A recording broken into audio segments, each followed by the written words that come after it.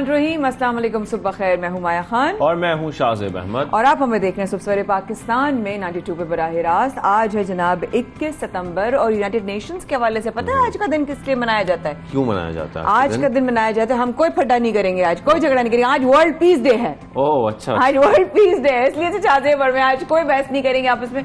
आप लोगों के सामने ब्रेक में तो हमारा चलता है, उसके बगैर तो हो नहीं सकता। लेकिन सुबह का आगाज अगर यूनाइटेड नेशंस की बात कर ही दी है हमने, तो अक़वाम मुत्तहिदा के इदारे बराए पनाह गुज़ीन की नुमाइंदा खुसूसी और हॉलीवुड की अदाकारा एंजेलिना जोली कल पाकिस्तान आई और पाकिस्तान में वो लोग की सलामतगान की मदद के लिए वो पहुंची हैं। एंजेलिना जोली काफी इलाकों में जाएंगी, आती उन्होंने सिंध से दादू की तरफ वो गई, वहां पर एनजीओ को भी देखा उन्होंने। आपने देखी होगी वो फुटेज ना कल वाली देखी। और एंजेलिना जोली 2010 में भी जब सैलाब आया था तब भी पाकिस्तान आई थी लोगों की मदद करने के लिए, सैलाब मुतासरीन की मदद करने के लिए। एंजेलिना जोली पाकिस्तान में अक़वाम मुत्तहिदा हाई कमीशन बराए मुहाजिरीन की सरगर्मियों का जायजा भी लेंगी और इसके लिए उनके साथ उनकी टीम भी मौजूद है। अदाकारा पाकिस्तान के सूबे सिंध के शहर दादू पहुंची हैं, जैसे कि मैंने आपको बताया, और इसके साथ साथ मुख्तलिफ इलाकों का दौरा भी कर रही हैं। इस दौरे में अमरीकी अदाकारा बेघर लोगों और अफगान पनाह गुज़ीनों की मदद करने वाली मकामी तंजीमों का भी दौरा करेंगी। बिल्कुल तो ये तो है फ्लड के हवाले से अपडेट। फ्लड के हवाले से इंशाल्लाह प्रोग्राम में आगे चल के इस पर बात भी करेंगे, जाहिर क्रिकेट की भी बात करेंगे। लेकिन अगर इंटरनेशनल क्रिकेट काउंसिल की बात करते हैं तो प्लेइंग कंडीशंस में नई तब्दीलियां करने का ऐलान कर दिया गया है जनाब। कोरोना के दौरान गेंद पर थूक लगाने का जो एक आर्जी पाबंदी जो थी उसको अब मुस्तकिल कर दिया गया है, अब नहीं लगा के उसको शाइन किया जाएगा। मतलब गेंद पर जो है वो थूक नहीं लगाया जा सकता है। बैटर के कैच आउट होने पर नया आने वाला खिलाड़ी ही स्ट्राइकर एंड पर आएगा, ये भी कहा जा रहा है। मुझे लगता है ये कोरोना के बाद थोड़ी ज्यादा सख्ती अच्छा, कोरोना में वैसे पाबंदी आर्जी तौर पर लगाई गई थी, लेकिन उसको परमानेंट कर दिया क्योंकि आपको मुसलसल चैलेंज है ना शाहज़ेब, हमें नहीं पता किसको है किसको नहीं है, किसका इम्यून सिस्टम स्ट्रांग है, किसका इम्यून सिस्टम जो है वो वीक है। जो है वो इस तरह के अगर पाबंदी हुई है तो डेफिनेटली वो बेहतरी के लिए होगी। अगर बात कर रहे हैं पाबंदियों की और क्या रीजंस बन सकते हैं, तो मुल्क में डेंगू के जो डंक हैं वो तेज हो चुके हैं। गुज़श्ता रोज 400 से ज्यादा केसेस रिपोर्ट हुए डेंगू के शाहज़ेब, और ये बहुत ही परेशान कुन नंबर है। कराची में ये सिर्फ कराची में हुआ है। कराची की बात करें, अस्पतालों में दबाव बढ़ चुका है। हुकूमत और इंतजामिया की गफलत के बायस मच्छर मार स्प्रे मुहिम शुरू ना हो सकी, जिसका बारहा आप और मैं जिक्र कर रहे हैं। हम लोग प्रोग्राम में भी जिक्र करते रहे, इवन जो एक्सपर्ट्स आते हैं वो भी ये कहते रहे हैं, क्योंकि इंतजामिया को एक्शन लेना पड़ेगा। आप जाहिर है कि जब मच्छरों की तादाद बढ़ती जाएगी तो फिर बचना भी मुश्किल होता जाता है। और खैर पख्तूनख्वा में डेंगू से मुतासर एक लड़की जो है वो दम तोड़ गई है। सुबह में गुज़श्ता रोज 276 केसेस रिपोर्ट हुए हैं खैर पख्तूनख्वा में, जबकि अगर पंजाब की बात की जाए तो 215 अफराद में डेंगू वायरस की तशखीस हुई है। डेंगू केसेस में इजाफा हो रहा है, अस्पतालों में बेड्स भरते जा रहे हैं, लेकिन यहाँ पर अब इमरजेंसी जो इकदाम हैं वो उठाने पड़ेंगे। लेकिन साइंटिफिकली एक और चीज भी आई है सामने की जी, सितंबर और अक्टूबर डेंगू के हवाले से बहुत ही एक्टिव मंथ्स हैं, ये भी रिसर्चेज आई हैं। पिछले भी टाइमों में वक्तों में अगर डेंगू हुआ तो वो इन्हीं दिनों में और इन्हीं महीनों में हुआ था। और इस वक्त इसका बहुत ज्यादा रीजन होता है जाहिर बारिश के बाद और फिर बढ़ने वाली जो रातें लंबी होना शुरू हो जाती हैं, क्योंकि अब दिन छोटे और रातें लंबी होना शुरू होंगी। आगे बढ़ते हैं, एहतियाती तदाबीर के हवाले से भी प्रोग्राम में इस पर बात करेंगे।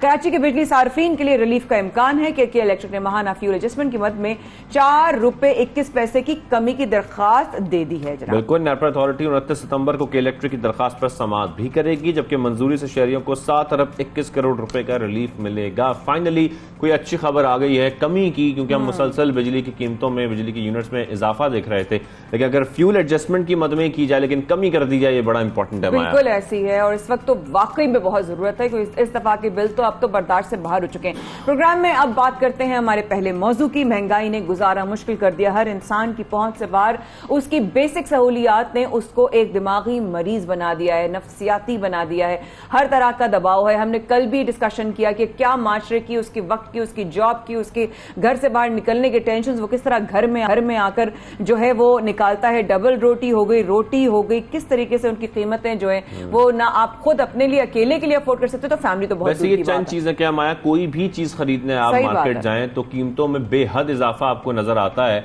और वो इजाफा कोई 2-4 रुपए का नहीं है, हर चीज में, हर जो भी अशिया आप खरीदेंगे उसकी कीमत में 20 रुपए, 50 रुपए, 100 रुपए का इजाफा हो रहा है। और इसकी वजह से क्या हो रहा है कि लोगों की आमदनी बढ़ नहीं रही, महंगाई बढ़ती जा रही है। महंगाई बढ़ने की वजह से लोग शदीद परेशान हैं। ये 1000 रुपए का नोट है, ये 1000 रुपए नोट की कोई अहमियत नहीं रह गई आज के वक्त में। एक आम इंसान जिसकी अच्छी तनख्वाह हो, उसके बावजूद 1000 रुपए की कोई अहमियत नहीं है।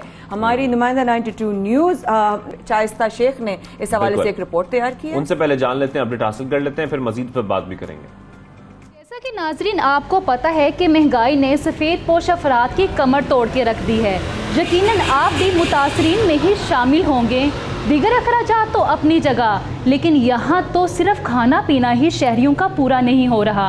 मार्केट में आए रोज़ नए रेट्स सुनने को मिलते हैं, जिसने गरीब बंदे को परेशान करके रख दिया है। आज हम आपको दिखाएंगे मार्केट का अहवाल, जहां पर दूध, दही, सब्जियां, फल, दालें और दीगर जो अशिया ज़रूरिया है उनकी कीमतें क्या हैं। अस्सलाम वालेकुम अंकल, कैसे हैं आप? ठीक है। अच्छा अंकल जी, हमने ये आज के रेट्स जानने हैं कि आज के रेट्स जो हैं वो क्या हैं कुछ अशिया ज़रूरिया के। तो मुझे बताइएगा आज के रेट के मुताबिक आटा कितने रुपए फ़ी किलो में मिल रहा है? आटा तो जुल्म है जी, जुल्म। आटा फ़ी किलो इस वक्त 115-16 रुपये है, जो फ्लोर मिल्स का आटा जो हमें पैक मिलता है 15 kg। दालें, चावल जो है ना वो आम आदमी की अप्रोच से बाहर हैं। चावल जो अच्छी किस्म का है 260 रुपये किलो बिक रहा है, और जो हल्की क्वालिटी का है वो 160-170 रुपये किलो है। और ये जो सारी चीज़ें हैं इनकी कीमतें बहुत ज़्यादा होती जा रही हैं। अब हम आपको बताते हैं कि दूध, दही, चिकन, इनकी क्या कीमतें हैं। अस्सलाम वालेकुम जी।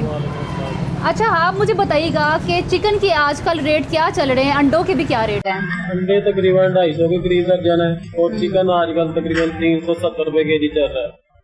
तकरीबन 15-20 दिन से, एक माह से यही रेट जा रहा है। इसकी वजह से खरीदार तकरीबन कम है और वो मार्केट तकरीबन सारी परेशान है। जब रेट कम होता है तब तकरीबन कस्टमर के साथ कस्टमर होता है, आवाम का रश लगा रहता है। जी बिल्कुल नाजरीन, कारोबार भी मंदा हो चुका है, क्योंकि जो लोग पहले 2-2 किलो तक गोश्त लेके जाते थे जब इसकी कीमत मुनासिब थी, लेकिन अब वही लोग जो है वही फैमिली है, उसके बावजूद लोग कम क्वांटिटी में चीज़ें लेके जा रहे हैं, कारोबार भी मंदा है। अब हम आपको लेके चलते हैं दूध दही की दुकान पर, वहाँ पर आजकल क्या रेट चल रहे हैं। जी तो नाजरीन, हम दूध दही की दुकान पर आगे हैं, इनके रेट से भी आपको आगाह करते हैं। अच्छा भाई आप मुझे बताइएगा कि आजकल दही का रेट क्या चल रहा है और दूध का रेट क्या चल रहा है किलो के हिसाब से? दही के 130, दूध का 110। दही 130, दूध 110। जी बिल्कुल, 2 महीनों में दूध के और दही के रेट्स बढ़े हैं, लेकिन जो अशिया ज़रूरिया है उनके जो रेट्स हैं वो आए रोज बढ़ते हैं। तो हम आपको मजीद भी लेके चलते हैं कि सब्जियों के और फलों के क्या रेट चल रहे हैं आजकल। जी नाजरीन, तो आखिरकार हम सब्जियों के ठेले पर पहुंच चुके हुए हैं। यहाँ पर हम सब्जियों के रेट जानते हैं। तो सबसे पहले आप मुझे बताइएगा टमाटर, प्याज और अदरक का क्या रेट? टमाटर 100 रुपये किलो है, ठीक है। प्याज है 80 रुपये किलो, ठीक है। आलू है 70 रुपये किलो, ठीक है। अदरक का क्या रेट है? अदरक है 300 रुपये किलो। 800-900 रुपये दिहाड़ी कमाने वाला आदमी हूँ। तो आप ये सोच लें कि 5 बच्चों को, और हम 7 फर्द बनते हैं घर के, कैसे खाना खिला सकता हूँ। एक वक्त का आप लगा लें, मेरा बच्चों का नाश्ता ही है जो 900-700 रुपये में नाश्ता हो रहा है बच्चों का।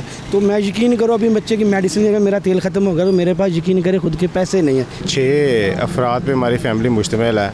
तो जिस तरह महंगाई है, जिस तरह दूध, चीनी, पत्ती, आटा, घी वगैरह महंगा है, तो बच्चों की फीसें सर्वाइव करना बहुत ज़्यादा मुश्किल है। जब तक पाकिस्तान में पेट्रोल की कीमतें कम नहीं होंगी, महंगाई 1% नहीं कम होगी, महंगाई दिन ब दिन बढ़ती जाएगी। गोश्त तो गरीब आदमी की वैसे ही पहुँच से दूर हो चुका है कि पिछले 1 ईयर से तो पहले 200, 250, 220 ऐसे राउंड बोर्ड होता था, लेकिन अब ये 400 से above जाके अब ये 370, 80 का राउंड बोर्ड चल रहा है। तो बिल्कुल नाजरीन, हमने आपको मार्केट की सूरत हाल से आगाह किया। मौजूदा जो फ्रेश सरकारी रेट हैं हमने उसको भी आपको बताया कि क्या क्या रेट्स चल रहे हैं मार्केट में। हमने चिकन की प्राइस से लेकर खाने पीने की जो दीगर अशिया हैं उनका भी तस्करा किया, जो सब्जियां हैं उनकी क्या कीमतें हैं, दूध दही की क्या कीमतें हैं। तो इसका हमने जब टोटल जो है इसका किया है सिर्फ खाने पीने के अखराजात का, तो वो 1666 रुपये है।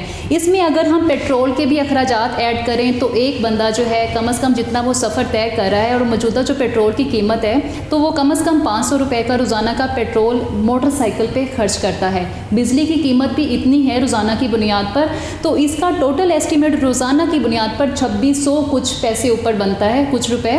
तो अगर हम देखें तो माहाना इसका कितना खर्चा आता है, तो वो 75,000 से ज़ायद का आता है। जो गरीब बंदा है, जो मतवस्त तबका है, क्योंकि ये खाने पीना हर घर में चलता है, सिर्फ अमीर घर ने नहीं खाना होता, तो ज़्यादा से ज़्यादा रिलीफ फराहम करें और आवाम दोस्त जो इनकी अशिया के रेट हैं वो मुख्तस किए जाएँ, ताकि ये जो काफ़ी ज़्यादा फ़र्क आ रहा है अखराजात का और आमदनी का, वो दूर हो सके। बहुत शुक्रिया, आपने हमें अपडेट किया। नुमाइंदा 92 न्यूज़ हमें बता रही थी कि इस वक्त आम आदमी के लिए जो बेसिक्स हैं उसकी, वो कितना उससे दूर जा चुका है, उसकी पहुंच से वो चीज़ें दूर जा चुकी हैं। और इसी मौजू पे एक आम आदमी क्या करे इस तकलीफ में, हमारे सीनियर रैंक का पर्सन जुनैद इकबाल साहब हमारे साथ मौजूद हैं लाहौर स्टूडियो से।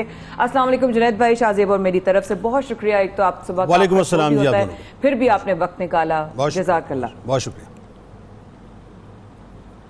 जुनैद भाई, आपने रिपोर्ट अभी सुनी, जो हालात हैं वो आप उससे बहुत अच्छी तरीके से वाकिफ। ऐसा नहीं है कि आप कोई मुल्क से बाहर बैठे, आप उसी मुल्क में, उन्हीं हालात में, उन्हीं महंगाई में, उसी तरह की खबरें सुन रहे हैं जो हम लोग सुन रहे हैं। एक गरीब आदमी किस तरह आज के वक्त में गुजारा करे? जी जुनैद भाई। देखिए जी, इब्ने मरियम हुआ करे कोई, मेरे दुख की दवा करे कोई। मैं तो बड़ी सीधी सी बात जानता हूँ। ये जो सारे नारे हैं, ये जो सारी बातें हैं, ये सब ऐसा लगता है कि एक जालसाजी और कुछ भी नहीं है। बल्कि अभी आप एक बात कर रही थी ना कि वो गेंद पर थूक लगाने पर पाबंदी लगा दी है। काश ये अवाम के जहनों के ऊपर जो थूक लगाते हैं उस पर भी पाबंदी लग जाए। और ये जो एंजेलिना जूली, मुझे लगता है कि शायद उससे पूछा जाए कि वो कहीं वीनस देखने के लिए तो नहीं आई है, क्योंकि जो वो ख्वाबों की ताबीर के जो ठेकेदार हैं या ख्वाबों के जो ठेकेदार हैं, उन्होंने यही कहा था ना कि मुझे ये जो मंजरनामा है ये सारा वीनस जैसा लगता है। तो मैं दुआ करता हूँ अल्लाह करे उनकी ज़मीनें जो हैं वीनस में तब्दील हो जाएं, उनके घर बार वीनस में तब्दील हो जाएं, उनकी जागीरें वीनस के अंदर तब्दील हो जाएं, ताकि उनको अंदाज़ा हो बुनियादी तौर पे कि एक आम आदमी की तकलीफ़ है क्या। देखिए, अफसोस ये साहब कि मुझे वो दो मिसरे याद आते हैं कि अब कभी बाज़ार जाने पर बज़द होता नहीं, मेरी गुर्बत ने मेरे बच्चे को दाना कर दिया। यानी सूरत हाल ये हो गई है इस वक्त। आप ज़रा महसूस करने की कोशिश करें। मेरे पास ये लिस्ट पड़ी है। ये लिस्ट नहीं है बुनियादी तौर पे गरीब आदमी के लिए, एक मुतवस्सित तबके के शख्स के लिए या एक लोअर मिडिल क्लास के लिए मौत का परवाना। ये मौत का परवाना है। यानी इस मौत के परवाने के अंदर बज़ाहिर तो वो चीज़ें हैं जो कि इंसान को ज़िंदा रखती हैं, लेकिन अगर आप देखिए इन चीज़ों की रेट लिस्ट पढ़ने के बाद अंदाज़ा ये होता है, जैसे कि मौलाना आपके पैकेज में कह रहे थे कि 5-6 बच्चे अगर मौजूद हैं तो मैं 5-6 बच्चों को नाश्ता कराऊं या उनकी दवाइयां लेकर आऊं। सूरत हाल ये हो गई है कि हमने पाकिस्तान को बदतरीन सूरत हाल पे लाकर खड़ा कर दिया है। इसमें कोई दूसरी राय नहीं है। देखिए, पहले होता ये था कि जो बच्चे ग्रामर स्कूल में पढ़ते थे, आज मेरी अपनी ज़ाती एनालिसिस है और मैंने महसूस किया इस बात को, मेरे मुशाहिदे में ये बात कि लोगों ने ग्रामर स्कूल से निकाल के आम स्कूल्स में बच्चों को मुंतकिल कर दिया है। जो गाड़ी चलाने वाला था वो मोटर बाइक के ऊपर आ गया है, जो मोटर बाइक चलाने वाला था वो बस के ऊपर आ गया है, जो बस में सफ़र करने वाला था वो बेचारा अपने पैसे बचाने के लिए मीलों मील जो है पैदल सफ़र कर रहा है। यानी जो 3 वक्त का खाना घर के अंदर खाते थे और सादा खाना खाते थे, सादा, यानी ये हुक्मरान तबके की तरह जो है वो लेविश लाइफ स्टाइल उनका नहीं था। रेस्टोरेंट्स में नहीं जाते थे, होटलिंग नहीं करते थे, 5 स्टार होटल्स में नहीं जाते थे, डाइनिंग नहीं करते थे, बहुत आम सा सादा सा खाना खाते थे। वो 3 वक्त से 2 वक्त पे आ गए। जो 2 वक्त का खाना खाते थे वो बेचारे 1 वक्त के ऊपर आ गए। जो दूध की बनी हुई चाय दिन में 1 मरतबा पी लेते थे वो सुलेमानी चाय के ऊपर आ गए। और जो बेचारे सुलेमानी चाय नहीं पी पा रहे वो गर्म पानी पी के जो है गुजारा कर लेते हैं कि ठीक है उसकी लज्जत महसूस कर लें। यानी आप अंदाज़ा कीजिए कि सूरत हाल इस वक्त ये हो गई है साहब कि मैं लोग श्रीलंका की मिसाल देते हैं। देखिए, वहाँ पर सरकार कोलैप्स हुई थी, ये जहन में रखिएगा। लोग बाहर आ गए थे और लग पता गया था साहब के बुनियादी तौर पे जो इक़्तिदार के मतवाले होते हैं या म्यूजिकल चेयर के इर्द गिर्द रक्स करने वाले होते हैं, फिर जब उनका एहतसाब होता है तो किस तरह से होता है। लेकिन यहाँ सूरत हाल बड़ी मुख्तलिफ है। और मैं पहले आपके प्रोग्राम में ये बात कह चुका हूँ कि मुझे एक अनजाना सा खौफ महसूस होता है। शाहजेब, माया, मैं आप दोनों से मुखातिब हूँ कि एक अनजाना सा खौफ ये है कि खुदा न खास्ता मुझे लगता है कि यहाँ सूरत हाल ये है कि एक आम आदमी कहीं बाहर ना आ जाए, क्योंकि मैं अपनी तकलीफ तो अपने ऊपर बर्दाश्त कर लूँगा, मैं अपना मरज तो छुपा लूंगा। मेरे जिस्म में अगर कैंसर पल रहा होगा मैं उस कैंसर को कैरी करके भी सुबह शाम मेहनत करके अपने बच्चों के लिए बाहर निकलूंगा। लेकिन वही बात है, ये बिलबिलाहट जब मेरे घर तक आ जाएगी, ये आवाज़ें जब ऊंची होकर मेरे घर में आ जाएंगी, जब ये बिलबिलाहट और रोना धोना मेरे बच्चों की तरफ आ जाएगा और मेरा बच्चा जब भूख से कसमसा रहा होगा और बिलबिला रहा होगा और वो रो रहा होगा, उस वक्त मैं बर्दाश्त नहीं करूंगा, उस वक्त मैं बाहर आ जाऊंगा। जाऊंगा, और फिर उसके बाद मैं ये नहीं देखूंगा साहब कि लॉ एंड ऑर्डर क्या है, उस वक्त मैं ये नहीं देखूंगा कि जी मैं क्या हूं, उस वक्त मैं ये नहीं देखूंगा कि मेरी जिंदगी मुझे कितनी अजीज है, उस वक्त मैं ये करूंगा कि साहब या तो आप हैं या मैं हूं। यानी खुदा न खास्ता हम पाकिस्तान को लाकर इस जगह पे खड़ा करना चाहते हैं कि जहां पर एक आम आदमी आपके बस से मुकम्मल तौर पे बाहर हो जाए। यानी गरीबों का मुकद्दर पस्तियां हैं, अमीरों की अलहदा बस्तियां हैं।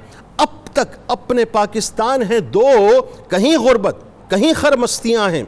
अभी हर चोर सादिक और अमी है, कोई तब्दीली आई नहीं है, फ़कत महंगी हुई है दाल रोटी, जहां जो चीज़ थी बाकी वहीं है। ज़रा सोचिए साहब कि इस कराची के अंदर, इस पाकिस्तान के अंदर सूरत हाल क्या हो गई है। मैं कुछ दिन पहले मेरा गुजर हुआ जी, बिल्कुल जिस तरीके से हम ये देख रहे हैं ना, खास तौर पर कि हमारे हुक्मरान तो ऐसे बात करते हैं मुख्तलिफ शोज में बैठकर कि जिस तरीके से महंगाई बढ़ रही है ये शायद अवाम का ही कसूर है। या तो ये जवाब पेश किया जाता है कि आलमी सतह पर महंगाई बढ़ रही है इसलिए पाकिस्तान में भी बढ़ रही है, लेकिन इस बात पर जोर नहीं दिया जाता कि आलमी सतह पर हम ये भी देखते हैं मुख्तलिफ ममालिक में कि उनकी आमदनी में भी इजाफा हो रहा है। पाकिस्तान में किसी किस्म की आमदनी में इजाफा नहीं हुआ। कई सालों से हम ये देख रहे हैं लोग उतना ही आजकल कमा रहे हैं। जो दिहाड़ीदार तबका है वो तो 800,000 रुपए डेली का उतना ही कमाता है, तो वो अपना गुजारा किस तरह कर सकता है और उसमें हुकूमत कितनी जिम्मेदार है? जुनैद भाई नहीं, खुदा ना खास्ता ये बात कहीं भी ना आप यार, आपके पर जल जाएंगे। कैसी बात आप कर रहे हैं? हुकूमत जिम्मेदार? ओहो, मतलब आप उनको ब्लेम कर रहे हैं कि जो इख्तिदार के ऐवानों में बैठे हैं, जो पार्लियामेंट में बैठे हैं, जो असेंबली में। नहीं, ये काम बिल्कुल मत कीजिएगा, ये तो खुदा ना खास्ता आपके ऊपर फतवा आ जाएगा। ये बात ही ना करें आप साहब। जो जुमला आपने अदा किया ना, वो जुमला बड़ा अप्रोप्रिएट है कि अवाम जिम्मेदार हैं, हम जिम्मेदार हैं। बुनियादी तौर पर हमने बुनियादी तौर पर जो बोया है ना, आज हम 75 वर्षों के बाद उसको काट रहे हैं। सारा कसूर हमारा है साहब।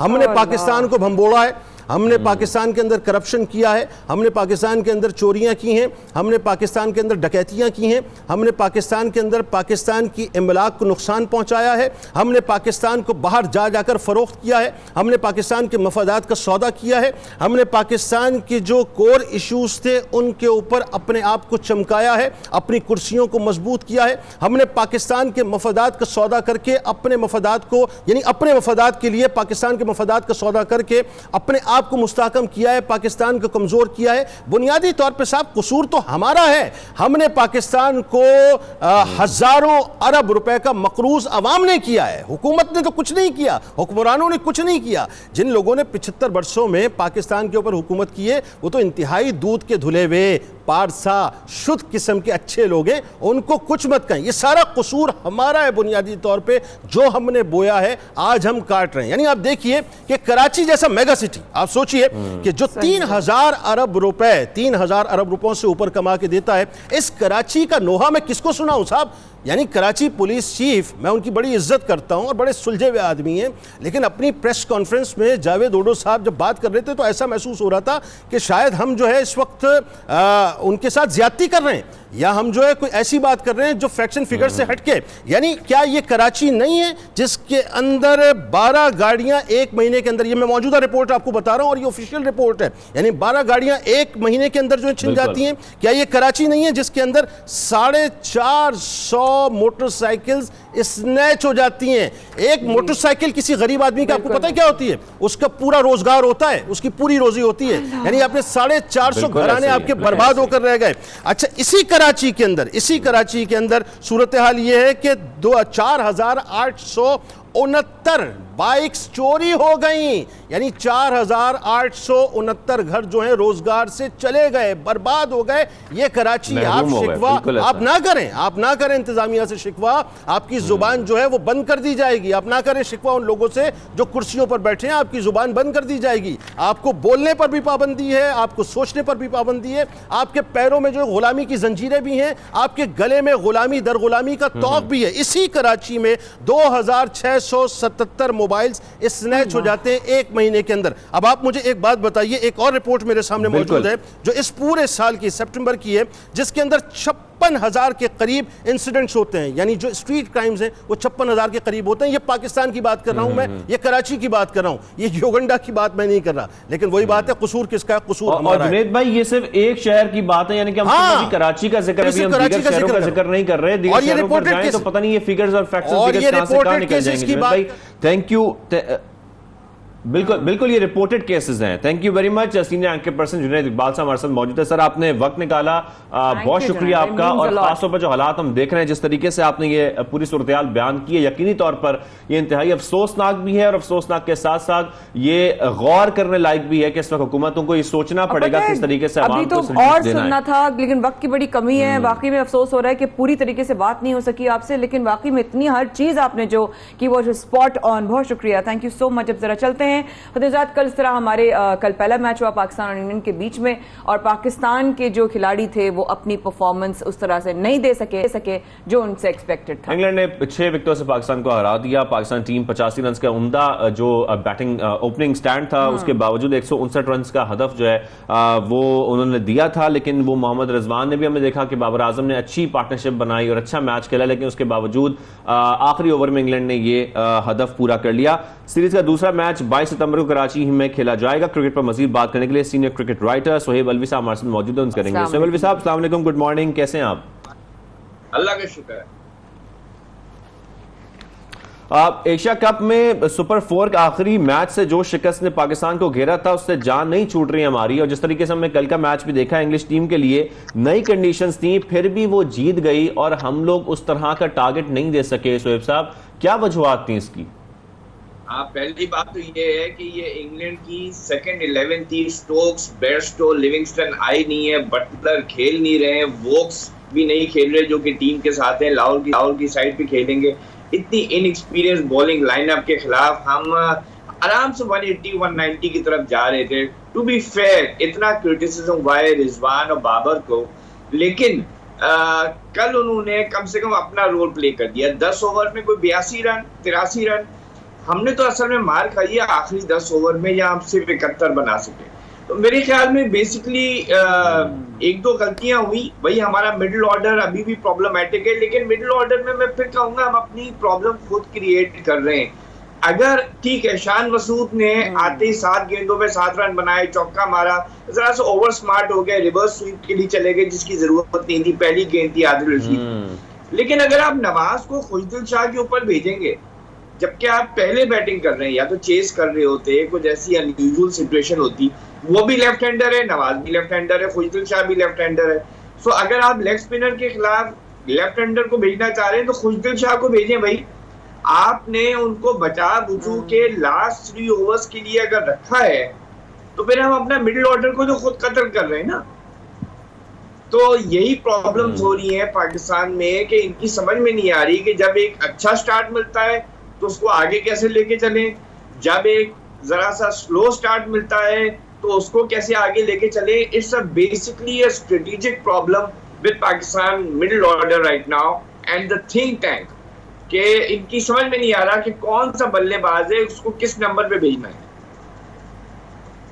बट सोहेब सर, इस तरह शान मसूद के हवाले से भी हम लोग बीच में भी बात कर रहे थे कि ऑब्वियसली उसको ये ना हो कि ठीक है बहुत अच्छा खेला, yes he did very well in Asia cup as well, मतलब हमेशा याद रहा, कभी नहीं भूल सकते। लेकिन क्या सही पोजीशन पे जो है उसको भेजा, उसका जो अंदाज था या उनका जो उनका स्टेप था, व्हाट डू यू थिंक? आप अग्री करते हैं उससे? देखिए, शान मसूद यस ओपनर रहा है, लेकिन जब आपका रिजवान और बाबर हटने को नहीं तैयार है, और कल तो उन्होंने जस्टिफाई की अपनी पोजीशन, तो फिर जाहिर बात है नंबर 3 या नंबर 4 पे रह जाता है।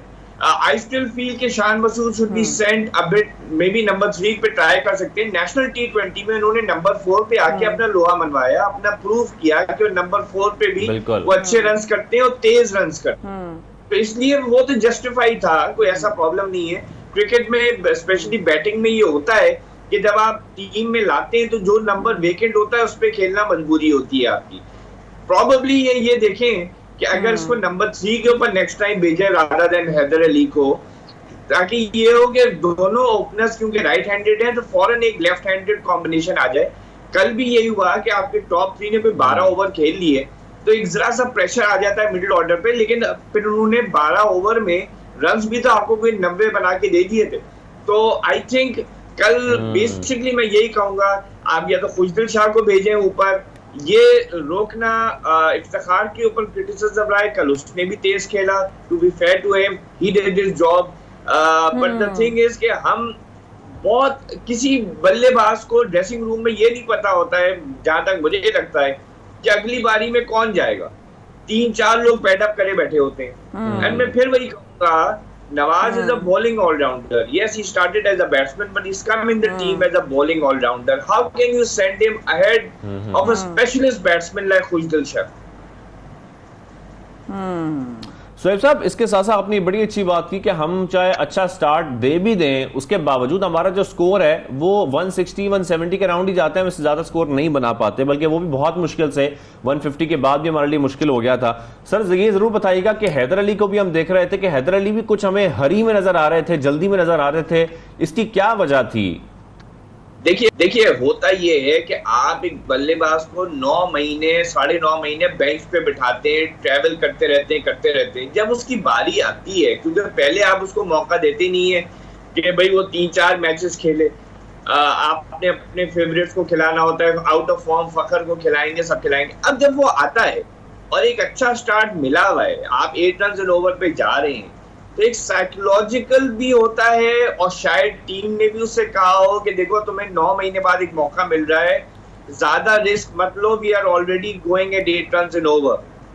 तो उसने सिंगल डबल का खेल खेला और उसके बाद बॉल खड़ी कर दी, बाउंड्री के ऊपर आउट हो गया। He went for the shots. So the thing is कि आपने फिर हैदर अली को उतने ही चांसेस देने हैं जितने आपने फखर जमान को दिए थे, जब वो 10 बना रहा था, 15 बना रहा था, 0 बना रहा था, 4 बना रहा था। अब इनको भी आप शान मसूद और हैदर अली को आप 4 या 5 मैचेस दें और फिर गेज करें कि वो किस तरीके से खेल रहे हैं, उनकी क्या वीकनेसेस हैं, क्या नहीं है। अभी तो I think Haider Ali was too conscious of the fact कि कहीं वो 9 महीने बाद उसको जगह मिली है, कहीं वो आउट ना हो जाए, जो कि नहीं होना चाहिए। लेकिन let's face it, we are all humans. बिल्कुल सही, बिल्कुल सही। Thank you very much Sohaib Alvi sahab, आपने हमें ज्वाइन किया सुबह सवेरे पाकिस्तान में, और क्रिकेट पर बात हो गई है, लेकिन बातें और बहुत सारी करनी है, लेकिन एक ब्रेक के बाद।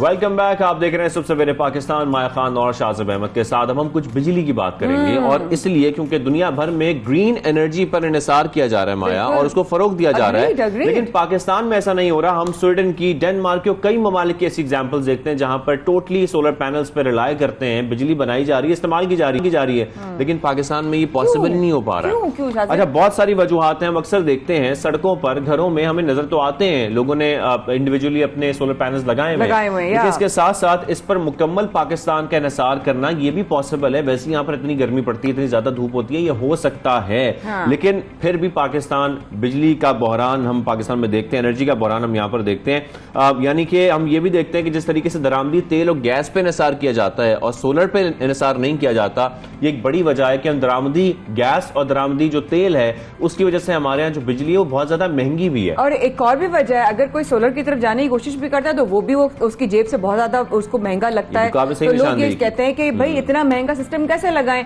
फिर लोग क्या करते हैं, भाई चलो एक कमरा, फिर या तो फ्रिज और इस तरह की जो एसी वाली चीजें बड़ी बड़ी बिजली वाली वो कर लेते हैं सोलर पे, लेकिन उसके बावजूद सोलर लगाना इतना आसान है भी नहीं। और इसके साथ साथ पीटीआई हुकूमत ने मिनी बजट में तकरीबन 17% टैक्स आयद कर दिया था सोलर पैनल्स पे, जो बाद में यानी कि नई हुकूमत ने, जो मौजूदा हुकूमत है, इन्होंने खत्म कर दिया।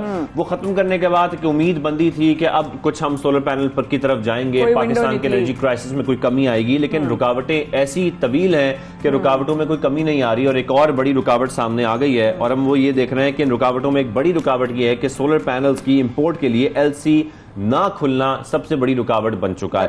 ये सारी वजूहात और पाकिस्तान के हालात और ग्रीन एनर्जी पर इन्हिसार पर हम बात करेंगे। इसी पर बात करने के लिए हमने राब्ता किया है हमारे साथ chairman Pakistan solar energy association Rana Abbas साहब। राना साहब, आपको खुशामदीद कहेंगे सुबह सवेरे पाकिस्तान में। Good morning sir.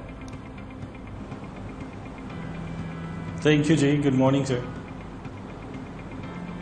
Rana sahab, दुनिया भर में सोलर पैनल्स के जरिए बिजली बनाई जा रही है, उसका हुसूल मुमकिन बनाया जा रहा है, लेकिन क्या वजूहात हैं कि पाकिस्तान में ये पॉसिबल नहीं हो पा रहा, जबकि हम पाकिस्तान में एक बड़े एनर्जी क्राइसिस से गुजर भी रहे हैं और खासतौर पर हमारे यहाँ तो बिजली की बहुत ज़्यादा ज़रूरत है, महंगी भी हो रही है, अवेलेबल भी नहीं है।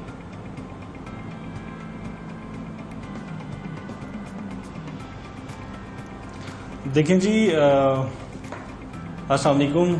ऐसा है कि पाकिस्तान बड़े अच्छे इकदाम कर रहा है एनर्जी को प्रमोट करने के लिए, जिसमें सबसे पहले तो देखें एक खुशाइन है कि जो SPP की फाइनेंसिंग पॉलिसीज़ हैं वो सोलर एनर्जी के लिए बड़े फ़ायदेमंद हैं।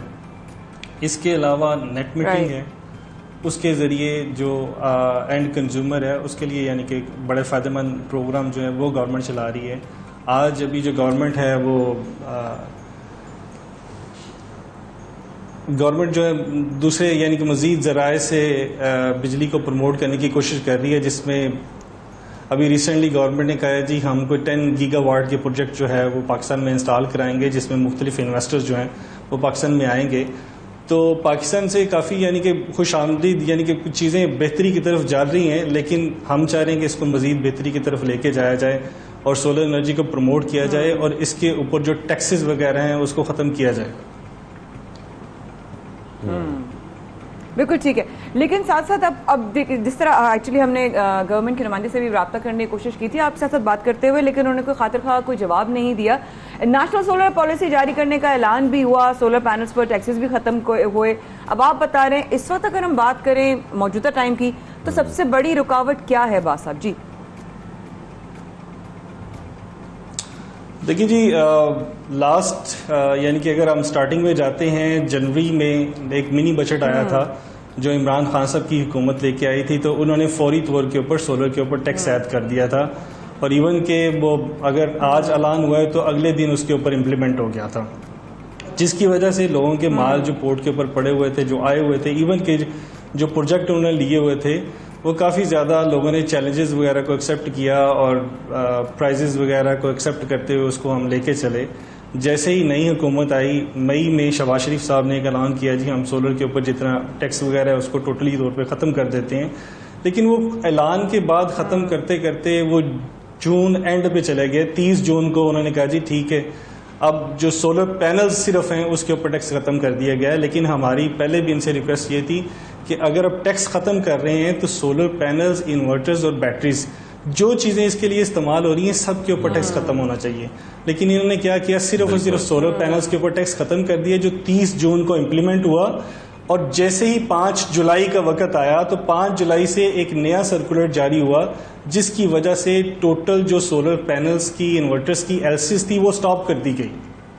तो लास्ट 3 मंथ से हमारी जो टोटल सोलर कम्युनिटी है वो सफ़र कर रही है क्योंकि अभी हमारे पास कोई किसी किस्म का माल अवेलेबल नहीं है और मार्केट में शार्टेज इतनी ज़्यादा क्रिएट हो गई है। और अभी भी कंटिन्यूसली हम स्टेट बैंक के साथ भी राब्ते में हैं, गवर्नमेंट से भी रिक्वेस्ट कर रहे हैं आपकी मेहरबानी एलसीज खोलें। अगर आपने उसको फुल फ्लेज नहीं खोलना हमें मिनिमम कुछ ना कुछ तो करके दें, जिसकी वजह से क्योंकि हमारा जो काम है उसमें जो इन्वर्टर्स हैं उसमें आफ्टर सेल सर्विसेज भी आती हैं, वारंटी क्लेम्स भी आते हैं, तो जो क्लाइंट है वो भी काफ़ी सफ़र कर रहा है और जो हमारे सोलर कम्युनिटीज़ के लोग हैं वो काफ़ी सफ़र कर रहे हैं। लोग तो इवन के इस हद तक पहुंचे हुए हैं और पाकिस्तान सफर ऑलरेडी कर रहा है। राना अब्बास साहब, यहाँ पर मैं आपसे ये ज़रूर जानना चाहता हूँ कि जब हम मुतबादिल ज़राए की बात करते हैं और ग्रीन एनर्जी की बात करते हैं तो ऐसे में ये सोलर एनर्जी पाकिस्तान के एनर्जी क्राइसिस में कितनी कमी ला सकते हैं या खासतौर पर हमारा जो बिजली का बहरान है वो किस हद तक कवर हो सकता है? देखिए जी, सोलर एनर्जी एक बेस्ट सोल्यूशन है जो एक ग्रीन एनर्जी है जो आपको कंटिन्यूसली जो हमारे पास डेली बेसिस पे एनवायरनमेंट चेंजिंग आ रही है। जैसे आगे सर्दी का मौसम आएगा तो फोग वगैरह काफ़ी क्रिएट होगी, गर्मियों में गर्मी की शिद्दत जो है वो काफ़ी ज़्यादा इंक्रीज हो रही है, तो पूरी दुनिया ग्रीन एनर्जी की तरफ जा रही है। पाकिस्तान भी ग्रीन एनर्जी की तरफ वर्किंग कर रहा है, नए से नए पॉलिसीज़ को लेके आ रहा है, लेकिन वो काफ़ी नहीं है। इसको थोड़ा सा मज़ीद बेहतरी की तरफ लाया जाए और किया जाए। जैसे अपने रिसेंटली आई थिंक कोई लास्ट 1 वीक की बात है, जर्मनी ने एक पॉलिसी जारी की थी कि जिन लोगों ने 30 किलोवाट तक का सोलर सिस्टम लगाया है उनको इनकम टैक्स फ्री कर दिया गया है। ठीक है, इसी तरीके से मुख्तलिफ अक़दामात हों, मुख्तलिफ कंपेन चलें जो सोलर की प्रमोशंस के ऊपर हों, और जो आपका एंड यूज़र है, जो छोटा तबका है, वो इससे फ़ायदा उठाए। और इंटरेस्ट फ्री जो एक पॉलिसीज आनी चाहिए जिसमें जो ऑफिस में लोग काम करते हैं जिनकी सैलरी 50,000 या 60,000 है या लेस देन दैट है, वो लोग भी सोलर एनर्जी से फाइनेंसिंग वगैरह करवा के जो फ्री इंटरेस्ट हो अपनी यानी कि इनकम में थोड़ा सा इजाफा कर सके। इसी तरीके से हमारे पास कंप्लीट सोल्यूशन इंडस्ट्रीज के लिए है, तो जो इंडस्ट्री है वो भी इससे थोड़ी देर पहले मैंने जिक्र किया था कि हमने बात करने के इतने सवाल आते हैं जो गवर्नमेंट का कोई ऑब्वियसली कोई अफसर हमें ज्यादा नुमाइंदगी जो गवर्नमेंट की कर रहे हैं, हुकूमत की कर रहे हैं, वो बहुत सारे सवाल के हमें जवाब दे सकते हैं, लेकिन उनकी तरफ रब्ता किया था, कोई जवाब नहीं आया, या यूं कहिए कोई तसल्लीबख्श जवाब भी नहीं आ सका, रब्ता भी नहीं हो सका सही तरीके से। लेकिन अगर एक आम आदमी का मैं आपसे सवाल करना चाहती हूँ, जो मैंने शाहजेब से भी अभी किया था, कि एक आम आदमी जब वो सोलर के बारे में सोचता है ना, सबसे पहले उसका ध्यान उसकी जेब पर जाता है। वो ये कहता है कि मैं अफोर्ड ही नहीं कर सकता, मैं बिजली भी अफोर्ड नहीं कर सकता, बिल देना ना मैं सोलर अफोर्ड कर सकता हूँ, तो मैं बगैर बिजली के फिर रहता हूँ। तो एक आम आदमी के जहन में एक ये चीज भी बैठी हुई है, क्या वाकई में सोलर एक आम आदमी की जेब से इतना दूर है? जी बस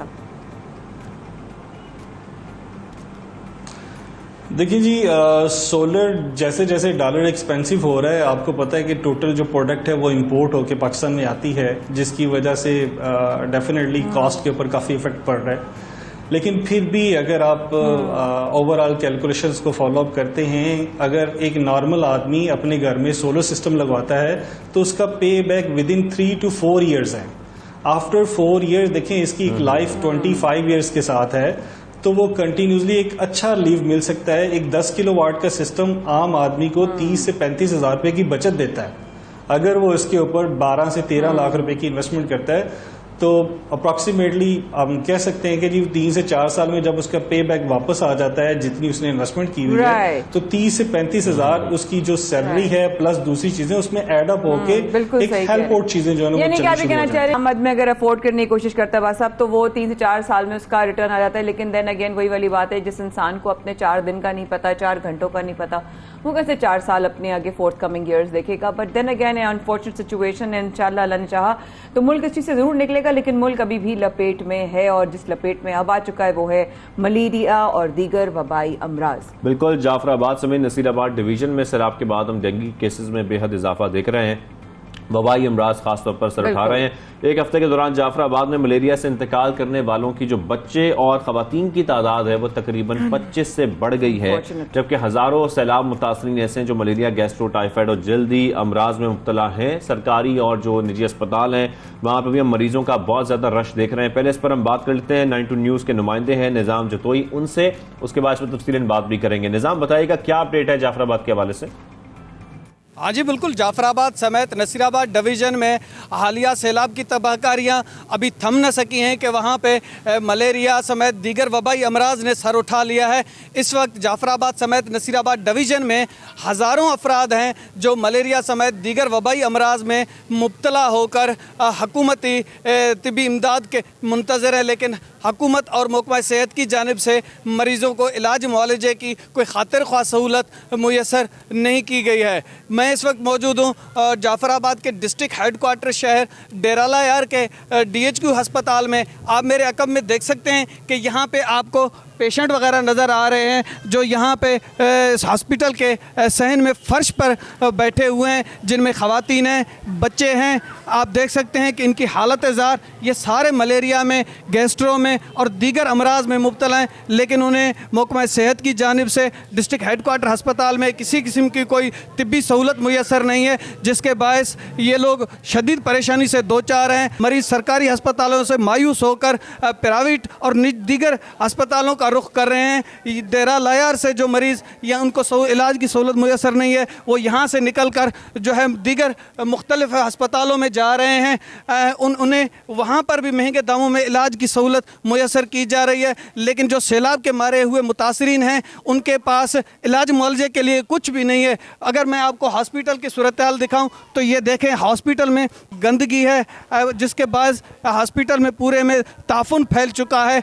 और यहाँ पे जो मरीज़ इलाज के लिए आ रहे हैं लेकिन उन्हें इलाज की तो सहूलत मुयसर नहीं हो रही है, लेकिन ये सैलाबी पानी, इस गंदगी के बायस मरीज़ों को मज़ीद जो है बीमारियाँ उनको लग सकती हैं। अगर इसी तरह हम बात करें मलेरिया से और दीगर वबाई अमराज से होने वाले हलाकतों की, तो ज़िला जाफराबाद में इस वक्त बच्चों और ख़वातीन समेत जो है इस वक्त तक 25 से ज़ायद अफराद जो है वो इंतकाल कर चुके हैं। महकमा सेहत की जानिब से तो दावे किए जा रहे हैं कि सैलाब मुतासिरीन को तिब्बी सहूलियात की फराहमी के लिए DHQ हॉस्पिटलों समेत दीगर तिब्बी मराकज़ पर तमाम तिब्बी सहूलियात मुयसर हैं और उनके लिए कैंप भी लगाए गए हैं, लेकिन हमें ज़िला भर और डिवीज़न भर में कहीं पर भी महकमा सेहत की जानिब से कोई तिब्बी कैंप भी नज़र नहीं आ रहा और ना ही उनके DHQ समेत दीगर तिब्बी मराकज़ में कोई तिब्बी सहूलियात नज़र आ रही हैं। हुकूमत को चाहिए कि फौरी तौर पर सैलाब मुतासिरीन की हालत ज़ार को देखते हुए उन्हें सेहत की सहूलियात मुयसर की जाएँ ताकि उनके बच्चे जो है मुख्तलिफ वबाई अमराज से बच सकें। Ji Nizam Jatoi, thank you very much, आपने हमें अपडेट किया। इस हवाले से इस पर मजीद बात करनी है और हमें ज्वाइन किया तर्जुमान बलोचिस्तान हुकूमत फ़रा अजीम शाह साहिबा ने। फ़रा साहिबा आपको खुशामदीद करेंगे सबसे पहले पाकिस्तान में। फ़रा साहिबा, जिस वजह से हम देख रहे हैं कि ये सारी वजूहात जो हैं ख़ासतौर पर हमारे सामने है कि सैलाब आया, सैलाब के बाद ये तमाम जो वबाई अमराज है उसमें बेहद इजाफा हुआ है, डेंगी हो, मलेरिया हो, गैस्ट्रो हो, ये तमाम बीमारियाँ बढ़ती जा रही हैं। लोगों की जिंदगियाँ बचाने के लिए इस वक्त हुकूमत क्या कर रही है? जी बिस्मिल्लाहिर्रहमानिर्रहीम, बिल्कुल आपने सही फरमाया और आपके जो नुमाइंदे रिपोर्ट वहाँ पर पेश कर रहे हैं वो बिल्कुल ठीक कह रहे हैं। और आपको मैं बताऊं, जिस तरीके से ये फ्लैश फ्लड्स आते हैं या वैसे भी सैलाब की जो सूरत हाल होती है उसके बाद बीमारियां ज़रूर फूटती हैं। मैं खुद भी बीमार हूँ, कई दिनों से गला भी ख़राब है, ज़ुकाम भी है, बुखार भी है। और आपको पता है कि ये पूरे पाकिस्तान में ये बीमारियां फैली हुई हैं और बलूचिस्तान में तो वाकई ये शिद्दत इख्तियार कर गई है। इसके साथ साथ 1500 के हुकूमत की जानिब से 1500 के करीब जो मेडिकल कैंप्स हैं वो कायम किए गए हैं मुख्तलिफ इलाकों में। और आपके प्रोग्राम में भी कई बार मैं ये इल्तिजा कर चुकी हूँ, रिक्वेस्ट कर चुकी हूँ तमाम मुखय्यर लोगों से भी कि हमें मेडिसिन की बेहद ज़रूरत है। डॉक्टर्स को हम रिक्वेस्ट कर रहे हैं, बल्कि काफ़ी डॉक्टर्स जो हैं वो ऑन ड्यूटी मौजूद हैं हुकूमत की जानिब से, उनको फील्ड्स में काफ़ी अरसे से भेजा गया है। और बिल्कुल देखें, बलूचिस्तान के मसाइल बेहद हैं और चंद महीने में देखें, जो चंद महीने में हमारी गवर्नमेंट ने जो इश्यूज भी सामने लेके आए हैं उन्हें हाईलाइट भी हम कर रहे हैं और उन्हें हल करने के लिए जो हम प्लान्स हैं वो भी दे रहे हैं और उस पर हमने काम भी शुरू कर दिया है। हेल्थ का बहुत बड़ा इशू है बलूचिस्तान में, हमारे हॉस्पिटल्स में फैसिलिटीज के फुकदान है, फिर लॉ एंड ऑर्डर की वजह से डॉक्टर्स ऑन ड्यूटी बहुत सारे ऐसे इलाके हैं कि नहीं जा सकते हैं। तो बलूचिस्तान के बहुत ज्यादा मसाइल हैं, लेकिन ये है कि प्रॉपर प्लानिंग जो चीफ मिनिस्टर मीर अब्दुल कदूस बिजंजो ने अभी हेल्थ के हवाले से कुछ इनिशिएटिव्स लिए हैं, कुछ प्लान्स बनाए हैं जो इंशाल्लाह कुछ ही दिनों में हम अनाउंस करेंगे। बट अभी ऑन द स्पॉट हमें लोगों की तरफ तवज्जो की जरूरत है, वहां पे डॉक्टर्स को ऑन ड्यूटी पर मौजूद रखने की बिल्कुल हमने कहा गया है। चीफ मिनिस्टर की तरफ से सख्ती से ये इंस्ट्रक्शंस हैं कि डॉक्टर्स वो ऑन ड्यूटी जाएं। खुद जो सेक्रेटरी हेल्थ हैं, DG हेल्थ हैं, हमारे मिनिस्टर जो हैं वो ऑन ग्राउंड फील्ड्स में मौजूद हैं और इसके साथ साथ खुद चीफ मिनिस्टर्स को मॉनिटर कर रहे हैं। बीमारियां तो बेहद फैली हुई हैं, मैं खुद भी बीमार हूं इसी सैलाब की सूरत हाल की वजह से। अभी कुछ इलाकों का दौरा भी करके आई हूं और अभी कुछ दिनों में दोबारा मैं कुछ इलाकों का दौरा करना है। जो करने वाले हैं, जो जिम्मेदारान हैं या जो तर्जुमान हैं, उनकी तो इससे सबसे ज्यादा कारकुनान है, उनको बहुत अपना ख्याल रखने की जरूरत है। प्लीज अपना ख्याल रखें and I hope you get well सून। ये बताइए कि डेंगी, मलेरिया, गैस्ट्रो इस आप बता रही हैं वबाई अमराज, अगर मैं आपसे खाली टाइफाइड से पूछूं कि उससे बचाव के लिए सैलाब मुतासरीन कैसे मुमकिन है, क्या करना चाहिए, क्या इकदामात हैं जो आप समझते हैं कि बहुत इंपॉर्टेंट है, या ऐसे जो आपको जो सुन रहे हो वो खुद भी अगर कर सकें तो पॉसिबल, उनकी अगर रसाई हो?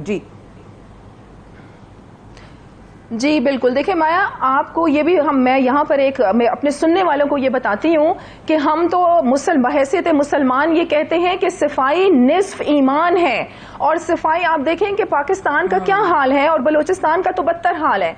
मैं अभी खुद जिस इलाके के दौरे पर गई थी वहाँ पूरे का पूरा मकान, उनका दीवारें गिरी हुई थी, लेकिन मैंने उनको जाके यही बताया, मैंने कहा देखें हमारे नबी पाक थे, उनके पास भी एक ही सूट था, एक ही कपड़े का जोड़ा था जो वो धोकर पहना करते थे थे, बकरियां वो चराया करते थे, अपने घर को साफ रखा करते थे।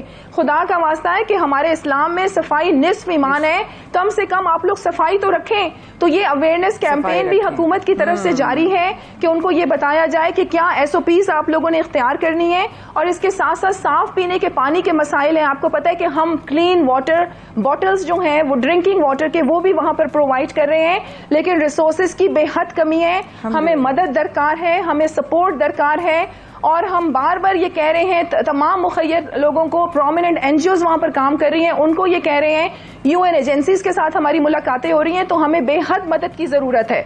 जी आप सैलाब मुतासरीन इस वक्त से हुकूमत की तरफ ही देख रहे हैं। फराज साहिबा, जिस तरीके से हम देख रहे हैं कि वहां पर जो सूरत हाल है, थोड़ा सा मुझे ये ज़रूर बताइएगा कि बलूचिस्तान के मुख्तलिफ इलाकों से निकासियात मुमकिन हो सका है अब तक कि नहीं, और सेकेंडली जो आप अस्पतालों की बात कर रही हैं, काइंडली ज़रूर बताइएगा कितने अस्पताल अभी ख़ास तौर पर जो है वो डेडिकेटेड हैं, क्योंकि डेंगू के पेशेंट्स में, मलेरिया के पेशेंट्स में बहुत बेहद इजाफा हो रहा है। हाँ। तो क्या वहां पर इतनी कैपेसिटी है, जितने भी महदूद वसाइल है उसमें, कि इन तमाम सैलाब मुतासिरीन को अकोमोडेट किया जा सके? जी देखिए, हमारे तो पहले ही हेल्थ का जो शोबा था वो तबाह हाल है। बलूचिस्तान में अगर आप इंटीरियर बलोच बेल्ट और सारे आप इंटीरियर इलाके जाकर देखें तो वहाँ पर जो बहुत ज़्यादा फैसिलिटीज़ का फुकदान पाया जाता है, तो हेल्थ की तरफ तो बेहद तवज्जो की ज़रूरत है, और इस पर हमारी हुकूमत काम भी कर रही है। और इसके साथ साथ जिस तरह आपने इतने जो गैस्ट्रो का, डेंगू का और बहुत सारी ऐसी बीमारियां हैं जो फैली हुई हैं ये फ्लड्स की वजह से, तो डॉक्टर्स जितने हमारे पास मुयस्सर हैं वो ऑन ड्यूटीज़ वहाँ पर मौजूद हैं। जिस तरीके से मैंने आपको कहा कि DG हेल्थ और जो सेक्रेटरी हेल्थ है वो ऑन ग्राउंड वहां पर मौजूद है। जो हुकूमत की जानिब से जितने रिसोर्सेज हमारे पास है वो भी हम एक्टिवेट कर रहे हैं, और इसके साथ साथ जितने भी हमारी प्रोमिनेंट NGOs हैं और डॉक्टर्स हैं और बाकी भी जो हम स्टेक होल्डर्स हैं उनको भी एक्टिवेट कर रहे हैं कि इस वक्त हमें इस पे काबू पाने की जरूरत है, क्योंकि ये बहुत बड़ा डिजास्टर है और इसमें बहुत ज्यादा मसाइल हमारे सामने हैं, तो हमें बेहद मदद की जरूरत है। और लेकिन मैं आपको एक और चीज बताऊं कि बहुत सारे हमारे ऐसे प्लान्स थे एजुकेशन के अस्पताल और कम है, यूथ महदूद के वसाइल है। लिए। फराज साहिबा, मुझे बताइएगा काइंडली, क्या उन मुतासर इलाकों में कोई मेडिकल कैंप्स कायम किए जा रहे हैं खुसूसी तौर पर, ताकि वहां पर रसाई हो सके, लोगों तक पहुंचा जा सके? 1500 जी 1500 के करीब हुकूमत की जानिब से मेडिकल कैंप्स जो हैं वो मुख्तलिफ इलाकों में कायम किए गए हैं, और डॉक्टर्स को भी नॉमिनेट किया गया है मुख्तलिफ इलाकों में ड्यूटीज पर। हमारे पास डॉक्टर्स की भी कमी है। और मैं आपको एक और चीज बताऊं, आपने निकासी आपका मुझसे क्वेश्चन किया था, तो हमारे बहुत सारे ऐसे इलाके हैं जहां पर जो पानी है वो उतर चुका है और मशीनरी ऑन ग्राउंड मौजूद है, लेकिन मसाइल बेहद हैं, हमें बेहद मदद की जरूरत है। जी अल्लाह ताला आसानी फरमाए, और आप अपना बहुत ख्याल रखिए प्लीज, के hope to see you get well soon. आप जल्दी से ठीक होइए इंशाल्लाह। फिर आपसे बात करें। तर्जुमान बलूचिस्तान फराशा हमारे साथ मौजूद थी और हालात बता रही थी। बहुत सारे सवालात थे, वक्त की कमी की वजह से नहीं कर सके कि तमाम मुतासरीन जो हैं उनके घर की दोबारा तामीर और मुरम्मत के लिए क्या कितना वक्त लगेगा, क्या हो रहा है, क्या इकदाम हो रहे हैं। इंशाल्लाह नेक्स्ट सेशन में उनसे जरूर पूछेंगे। यहाँ पे छोटा सा वक्फा लेते हैं, हमारे साथ जरूर रहेगा। Will be right back ji.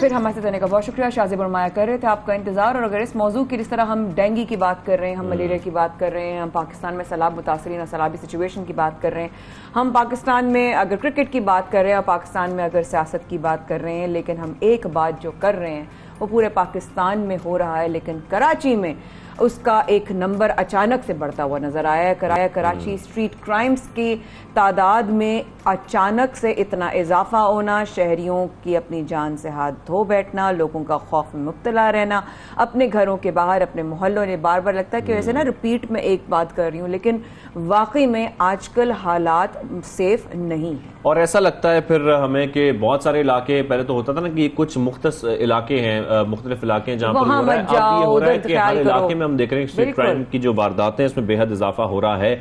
Social media पर भी लूटमार की बहुत सारी वीडियो शेयर की जा रही हैं, लेकिन कुछ वीडियोस सच्ची हैं, कुछ कराची की हैं, कुछ कराची की नहीं हैं, और कुछ प्रोपेगेंडा भी किया जाता है। अक्सर अकाउंट से ऐसी वीडियोस भी शेयर की जा रही हैं जो कि कराची की नहीं है, और हमें ये पता होना चाहिए जब हम सोशल मीडिया पर कुछ शेयर करें कि ये वीडियो कहाँ की है, उसकी इन्फॉर्मेशन ठीक होनी चाहिए कि जो आप इन्फॉर्मेशन आगे तक पहुंचा रहे हैं वो कई हजार लोगों तक, कई लाखों लोगों तक पहुंच रही है। तो उसमें सदाकत होना, सच्चाई होना बहुत जरूरी है। आपकी क्रेडिबिलिटी भी मैटर करती है ना, जैसे चैनल की क्रेडिबिलिटी मैटर करती है। लेकिन हम देख रहे हैं कि पुलिस के मुताबिक ये वीडियोस लोगों में खौफ भी फैला रही है, और खौफ के साथ साथ हम देख रहे हैं कि जो प्रोपेगेंडा किया जा रहा है इसमें खास तौर पर पुलिस ने अभी एक्शन शुरू किया है कि जराइम की रोकथाम के साथ साथ अब पुलिस जो है वो जो प्रोपेगेंडा कर रहे हैं ना मायल ये लोग, उनके खिलाफ भी कार्रवाई का आगाज कर रही है ना। देखिए ऑलरेडी अगर एक परेशान है इंसान, उसको और परेशान कर दो, कह दो कि हाँ जी हालात खराब है, हालात तो बहुत खराब है, आपके तो घर के बाहर ही, आप घर से बाहर निकलेंगे तो हालात खराब है, तो इंसान वैसे भी एक जहनी दबाव में आ जाएगा। तो हमें जो भी ऐसा शाज़िया ने कहा, क्रेडिबिलिटी अपनी जगह, एक इंसान की भी अपनी क्रेडिबिलिटी होती है। आप झूठ को कितना जो है, आपको अगर नहीं पता, चाइनीज विस्पर एक बहुत पुरानी प्रैक्टिस है और बहुत पुरानी मिसाल है, और यहां पर बड़ी मौजू है, आपने कुछ सुना और जब तक एंड बुक पहुंचा वो कुछ और बन चुका था। तो बेहतर है जो हकाइक है उन पर बात होनी चाहिए। ऑथेंटिसिटी बहुत मैटर करती है। इसी पर बात करने के लिए स्पेशली हमारे शो में हमें ज्वाइन DIGCIA करीम खान साहब ने। अस्सलाम वालेकुम sir, thank you very much for joining us. Thank you ji, thank you Karim साहब, आप आए और वाकई में देखिए आप इससे इनकार नहीं करेंगे कि हम कराची के शहरी वाकई परेशान हैं, खौफ में भी मुब्तला हैं, हकाइक बिल्कुल हैं, उन पर भी बात करेंगे। लेकिन कौन कौन सी वीडियोस हैं जो कराची की नहीं है लेकिन कराची के नाम से जोड़ा जाता है? बिस्मिल्लाहिर्रहमानिर्रहीम जी, आपकी बात बिल्कुल सही है। बजाय क्राइम जो स्ट्रीट क्राइम है उसमें बम पाया है, लेकिन हमें इस साइड को भी देखना चाहिए कि क्राइम एक सोसाइटी का पार्ट एंड पार्सल होता है। हमारी जो कंसंट्रेशन है वो है कि इस क्राइम को सॉल्व करें, तो हम वो सॉल्व कर रहे हैं, अरेस्ट इसमें हो रही हैं और we are in the right path. उसको मतलब एक स्ट्रेटजी के तहत टैकल करना है। इसके साथ मैं आपको थोड़ा सा ऐड कर दूं just for the listeners confidence. जी जी, शाइन फोर्स हमने लॉन्च की है, जो पेयर में मोटरसाइकिल चल रहे हैं। मीडिया ने बड़ा अच्छा उनको लास्ट वीक प्रॉब्ली कवरेज भी दी थी। वो 100 बाइक्स जो हैं वो हर जोन में चल रहे हैं, यानी 300 बाइक्स इन ऑल कराची। उनकी वजह से जो है we are seeing good results. इसके साथ साथ हमने जो अगला स्टेप किया है वो ये किया है कि देखिए तफ्तीश इन्वेस्टिगेशन, चलिए क्राइम हो गया, लेकिन जब तक आप मुजरिम को पकड़ेंगे नहीं, ठीक, उसका रिजल्ट तो वैसे नहीं आएगा। बिल्कुल ठीक। तो हमने ऐप डेवलप की अपने इन्वेस्टिगेशन ऑफिसर्स के लिए, जो हमने सबको दी है। वो ऐप जो है पहले उसको क्रिमिनल रिकॉर्ड चेक करने, नादरा का रिकॉर्ड चेक करने, उसको खास ऑफिस जाना पड़ता था, वहां जाके वो चेक करता था। अब he can on his phone do all this, touch away. वो हमने उनको टैबलेट लेके उन सबको वो दिया हुआ है। सो उससे हमारी इन्वेस्टिगेशन बड़ी इंप्रूव कर रही है और ये लोग पकड़े जा रहे हैं। नंबर 1। नंबर 2, हमने लॉन्च किया है कि भाई ज्यादा से ज्यादा प्राइवेट सेक्टर को इन्वॉल्व करके CCTV लगाएं, कैमराज लगाएं।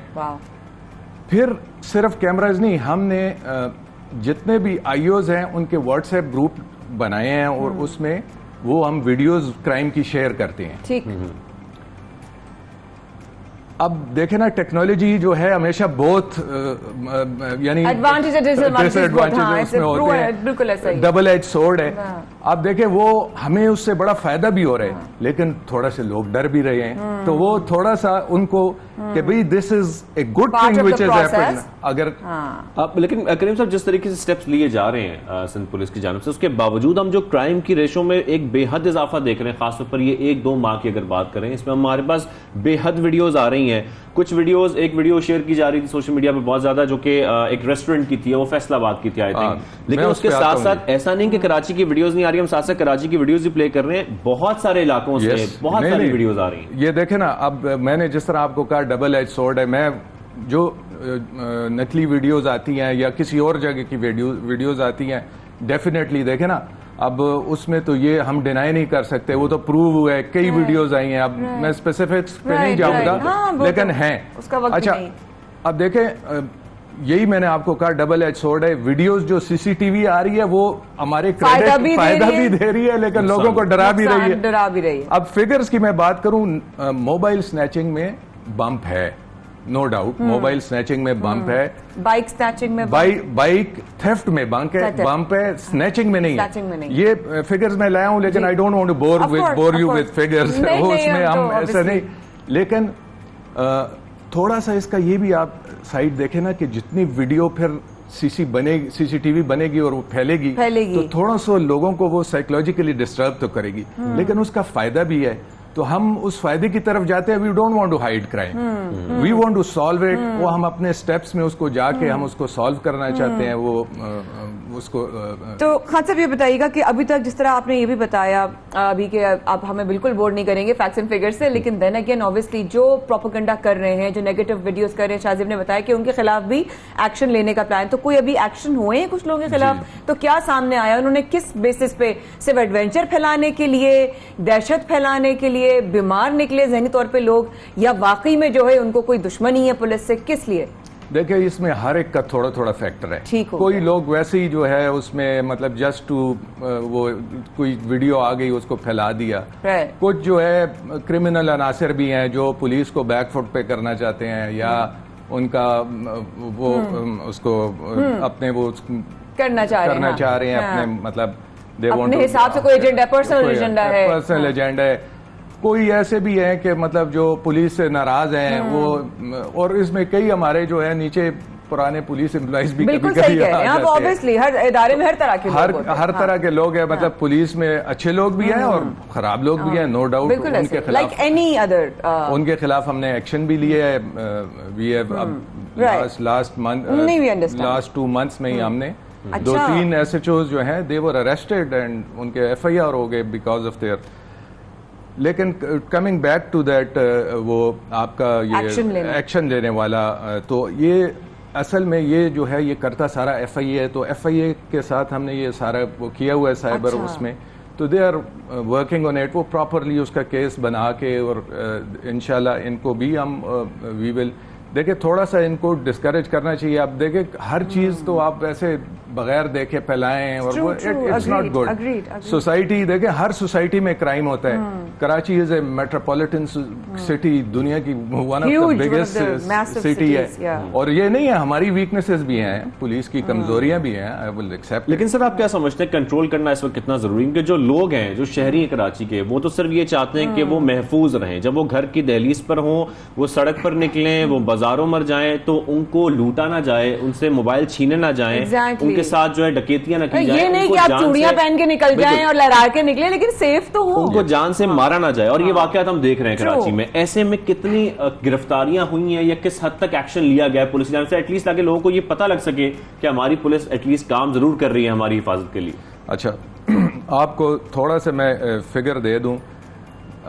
इस साल यानी अभी इस सितंबर तक 2022 तक हमारे तकरीबन 623 पुलिस असॉल्ट को हो गई हैं कि आपस में जो एक्सचेंज ऑफ 623।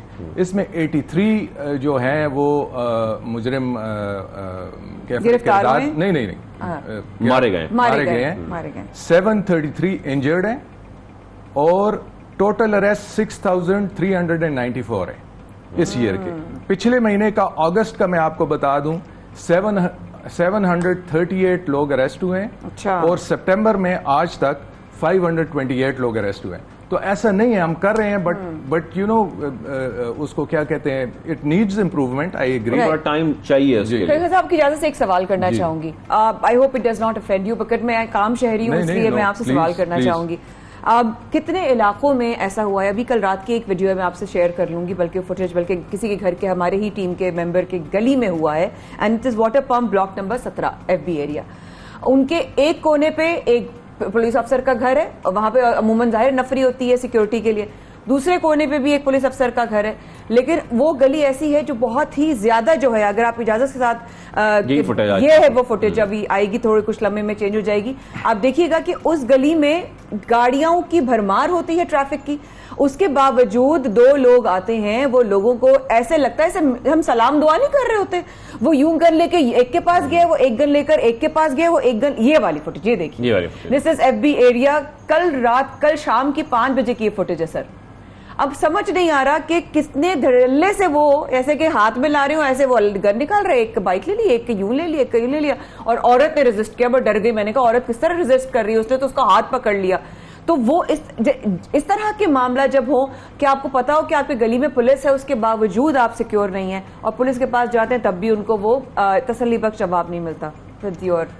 बिल्कुल आप ये सही कह रही हैं। ये स्पेसिफिक केस तो हम देख लेंगे कि इसमें क्या हुआ, पुलिस ने क्यों नहीं रिस्पॉन्ड किया, लेकिन देखें ये आपकी बात सही है कि पुलिस की कई जगह पर रिस्पॉन्स अच्छा नहीं होता, थैंक यू, प्रॉब्लम्स हैं, god bless you, but we have to improve them, yes yes, overcome. Of देखिए हमारे थाने में जो मुहर्रर की प्रॉब्लम है, यानी एक बंदा कोई किसी जुर्म से आता है तो उसका ठीक है, उसके अपने वर्क आवर का इशू है, but he should have a good, उसको कभी भी ना निकाले exactly. This is what we are doing। सारे हमारे जितने जोन्स में IG साहब, एडिशनल IG साहब ने सबको डायरेक्शन दी है कि यार आप इन सब मुहर्ररान को बुलाएं, हमारे SSPs को, टॉक टू देम, और देखें उनको सेंसिटाइज करने की जरूरत है और बार बार करने की जरूरत है। ये इशू जो है, ये बिल्कुल आप ठीक कह रही हैं कि एटीट्यूड का थोड़ा सा इशू है पुलिस स्टेशन में, और उसको हमने ठीक करना है इंशाल्लाह। और इस पे एडिशनल IG साहब, जिस तरह मैंने आपको बताया, IG साहब की बड़ी क्लियर कट डायरेक्शंस हैं, इसमें इनको वो प्रॉपर इनको हम करेंगे और बार बार करेंगे ताकि इनका एटीट्यूड स्लोली एंड स्टडीली, एक दिन में तो नहीं होगा, आहिस्ता आहिस्ता ठीक हो। ऐसा ठीक होगा sir, thank you very much. और एटलीस्ट हमें एडमिट जरूर करना चाहिए जहां पर हमारी कोताहियां हैं, गलतियां हैं, और उसमें जितनी बेहतरी लाई जा सकती है वो लानी चाहिए। Sir thank you very much, आपने हमें ज्वाइन किया शो में, और हम उम्मीद करते हैं कि स्ट्रीट खासतौर पर कराची शहर से इसमें कुछ कमी जरूर आए, और जैसा कि हमारी पुलिस कोशिश भी कर रही है, लेकिन उसके बावजूद माया देखते हैं कि हम ये really appreciate, really from the bottom of our hearts really appreciate कि आप आए और आपने जवाब दिया, क्योंकि जब आवाम सवाल करती है उसको सिर्फ एक होता है कि जवाब एटलीस्ट कोई दे। थैंक यू सो मच करीम साहब, आप आए, गॉड ब्लेस यू। और प्रोग्राम में आगे चलते हैं, बात करते हैं हम टेबल टेनिस के हवाले से, और कहते हैं कामयाबी के पीछे एक औरत का हाथ होता है, किसी भी इंसान की, किसी भी आदमी की कामयाबी के पीछे एक औरत का हाथ होता है, लेकिन बिल्कुल सही कहा गया है या गलत कहा गया है ये तो पता नहीं। शाहजेब आपके ख्याल में क्या है, आपकी कामयाबी के पीछे किसका हाथ है? बिल्कुल हर मर्द की कामयाबी के पीछे औरत का हाथ है, ऐसा कहा जाता है, और ऐसा होता भी है, होता भी है ना। अम्मा का हाथ, सबसे पहले तो अम्माओं का हाथ, वो भी औरत ही है वही मैं कही, सबसे पहले तो अम्मा जो हमारी सबसे फर्स्ट जो। लेकिन आप जिनका जिक्र कर रही हो पेशावर के टेबल टेनिस प्लेयर्स हैं जो खेल के मैदान में ही नहीं बल्कि हकीकी जिंदगी में भी पार्टनर्स हैं, और जिनका हम जिक्र कर रहे हैं, ये दोनों एक दूसरे के लिए भी मिसाल है, बहुत सारे लोगों के लिए मिसाल है। Table tennis player Altaf Rahman की शादी खातून टेबल टेनिस प्लेयर ज़ैनब से हुई थी, और उसके बाद हम देख रहे हैं कि दोनों प्लेयर्स हैं, वो उनके जो हस्बैंड है वो अपनी वाइफ को सिखाते भी हैं टेबल टेनिस। आओ ना ऐसे आओ, चलो जब दिल जहाँ डांटने का तो स्टूडेंट बना के डांटना शुरू कर दे, कितना मजा आता होगा ना, मैं तुम्हें सिखा रहा हूँ, मैं तुम्हारा कोच हूँ, ऐसे नहीं ऐसे खेलते हैं। लेकिन वही वाली बात है, बड़ी जबरदस्त बात है, दिलचस्प कपल है, आइए इनसे आपकी मुलाकात करवाते हैं, अल्ताफ रहमान और साथ ज़ैनब से। अस्सलाम वालेकुम जी, पेशावर में हमारी आवाज़ पहुंच रही है। सबसे पहले तो जहां आप लोग हैं वहां पर खैरियत है, वहां पर सैलाब के बाद सिचुएशन कैसी है, हमें पहले अपनी खैरियत बताइए, फिर हम आपसे बात शुरू करते हैं। जी जी वालेकुम अस्सलाम। जी बिल्कुल, यहाँ पे तो खैरियत है, सैलाब की सूरत हाल भी माशाल्लाह अभी स्टेबल है, अल्हम्दुलिल्लाह अल्हम्दुलिल्लाह। तो बताएं जनाब, टेबल टेनिस के कोर्ट में और मुकाबला फिर शादी, ये कैसे हुआ? खेलते खेलते दूसरा खेल शुरू कर दिया या दूसरा खेल पहले खेला था बाद में दूसरा खेल हुआ, हमें तो बताएं जरा। हाँ जी, बहुत शुक्रिया। पहले तो मेरा नाम अल्ताफ रहमान है और मैं बेसिकली चित्राल से बिलोंग करता हूँ, एंड मैं जो कि टेबल टेनिस का इंटरनेशनल प्लेयर हूँ और नेशनल चैम्पियन भी हूँ, और जो रिसेंटली मैं तुर्की भी गया हुआ था, मैंने वहाँ पे पाकिस्तान के लिए ब्रॉन्ज मेडल भी विन करके आया हूँ। जी जैसे कि आपको पता है मैं भी स्पोर्ट्समैन हूँ, तो मेरी जो वाइफ है वो भी स्पोर्ट्समैन है, स्पोर्ट्स वूमेन है, तो मेरे जूनियर भी है, वो मैं उसको कोचिंग भी देता हूँ। तो जी बिल्कुल, जब मैंने सोचा है कि ये भी स्पोर्ट्स में, मैं भी स्पोर्ट्स में हूँ, क्योंकि हमारे तो ज़्यादातर एक्टिविटीज़ होती है वो आउट ऑफ सिटी होती है, इधर उधर जाना पड़ता है, तो घर के लिए थोड़ी सी टाइम, जी बिल्कुल, घर को टाइम देना या वाइफ को टाइम देना वो थोड़ा सा मुश्किल हो जाता है।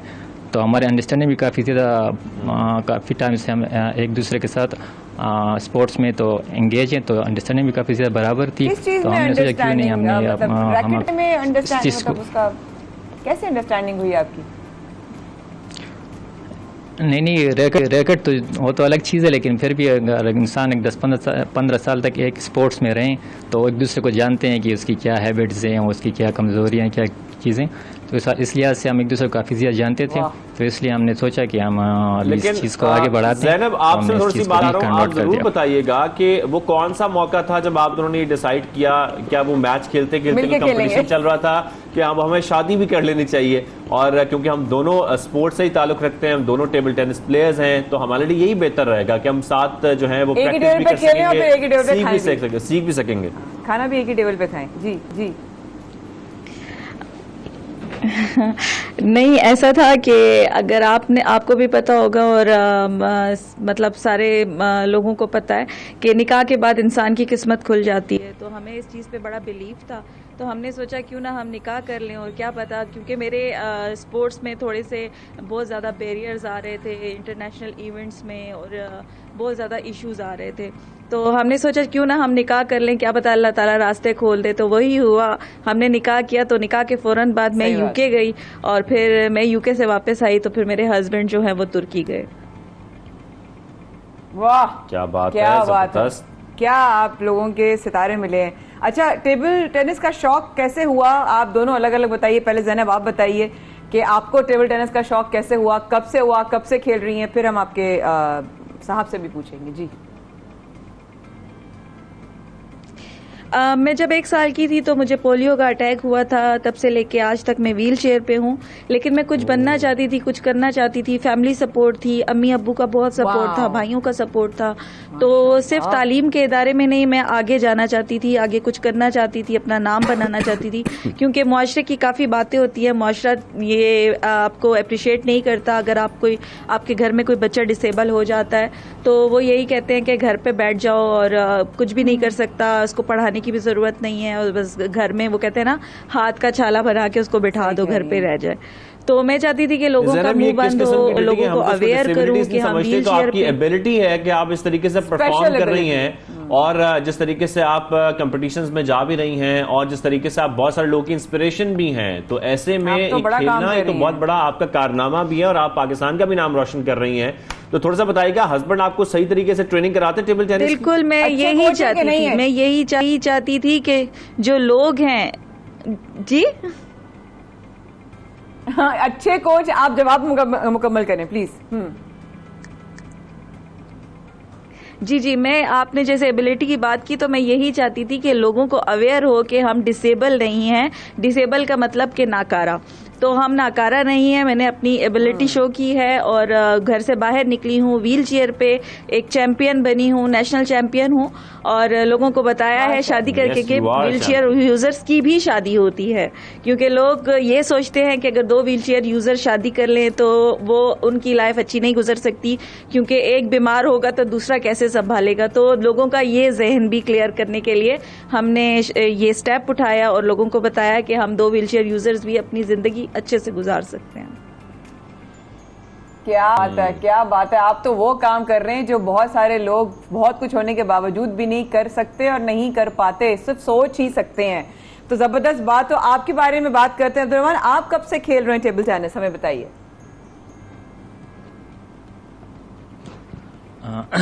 जी, मैं तकरीबन 2008 से मैं स्पोर्ट्स मैंने स्टार्ट किया हुआ था, स्कूल टाइम से। तो मैं बेसिकली चित्राल से हूँ, तो चित्राल के लोग तो स्पोर्ट्स में काफ़ी ज़्यादा इंटरेस्ट होते हैं, तो इस वजह से मेरा भी काफ़ी ज़्यादा बात है। शंदूर फेस्टिवल में चित्राल के पोलो के जो प्लेयर्स हैं ना, वो भी बड़े ज़बरदस्त हैं, हम देख के आए थे। ज़रा आप बताएं ना कि टेबल टेनिस के कितने अच्छे प्लेयर्स हैं चित्राल के। हाँ जी, पोलो और फुटबॉल में तो चित्राल के प्लेयर्स बहुत आगे हैं। तो जी, उस टाइम 2008 में जब मैंने टेबल टेनिस स्टार्ट किए तो उस टाइम काफ़ी ज़्यादा बैरियर्स थे। तो आप चली जाएं, सोसाइटी भी है उस टाइम एक्सेप्ट नहीं कर रहे थे, जो हुकूमत भी था वो भी इस टाइम उतने सपोर्ट नहीं दे रहे थे, और लोग जो बैरियर क्रिएट कर रहे थे कि आगे आने ना दिया जाए उसको, क्योंकि लोग कहते हैं कि क्या करेगा ये स्पोर्ट्स में, क्या करेगा, इसको घर में बैठाओ, उसको दर्जी बनाओ, ये वो। लेकिन मेरे फैमिली का नहीं ये पढ़ेगा भी और ये स्पोर्ट्स भी साथ नहीं करेगा। तो मेरे फैमिली में मुझे बहुत ज़्यादा सपोर्ट किया। तो जब मैं टेबल टेनिस करियर स्टार्ट किया, मैं एक रिहेबिलिटेशन सेंटर गया हुआ था RCPD, वहाँ पे मेरे कुछ सीनियर दोस्त थे, एहसान दानिश साहब और एक रियाज साहब थे, वो टेबल टेनिस खेल रहे थे। तो मैंने उनसे मिला तो उन्होंने मुझे कहा कि यार आप भी ज्वाइन कर लें, आप एक अच्छा प्लेयर बन सकते हो। तो उन्होंने वहाँ से मुझे एक बूस्ट मिली है, तो मैंने अपनी टेबल टेनिस करियर स्टार्ट किया है।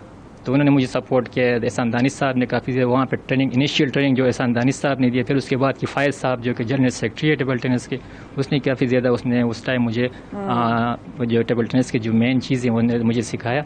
तो उसके बाद मैंने काफ़ी 3-4 साल स्ट्रगल किए। तो उसके 2012 में मैंने 13 और 14 जो एशियन नेशनल गेम्स थे उसमें मैंने पार्टिसिपेशन की, उसमें मैंने मेडल विन्स किए। तो 2014 एशियन गेम थे कोरिया में, फिर मुझे मौका मिला पाकिस्तान की नुमाइंदगी करने के लिए, वहाँ पे मैंने पाकिस्तान को नुमाइंदगी की।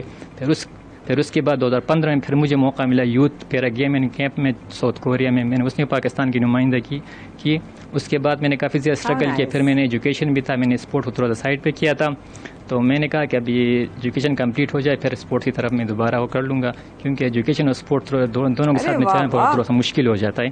तो मैंने तो दोनों को साथ में लिया, लेकिन फिर मैंने काफ़ी स्पोर्ट्स को थोड़ी टाइमिंग देना कम कर दिया था, उस वजह से मैंने इंटरनेशनल इवेंट नहीं खेला। अभी जब मैंने ग्रेजुएशन कंप्लीट किया फिर मैंने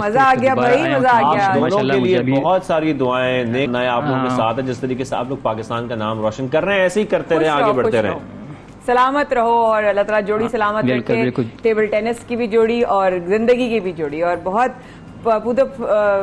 फलो और दूधो ना हो, खुश रहो भाई। तो भाई जबरदस्त मजा आ गया, स्पेशली एबल्ड में हम तो ये कहेंगे इनको टेबल टेनिस की जोड़ी ने पूरी दुनिया में धूम मचाई है। आज आपसे भी इनकी मुलाकात हुई, हमने भी इनकी मुलाकात हुई, मिलकर बेहद अच्छा लगा। आपको और भी अच्छा लगेगा इस वक्त के बाद, please do stay with us.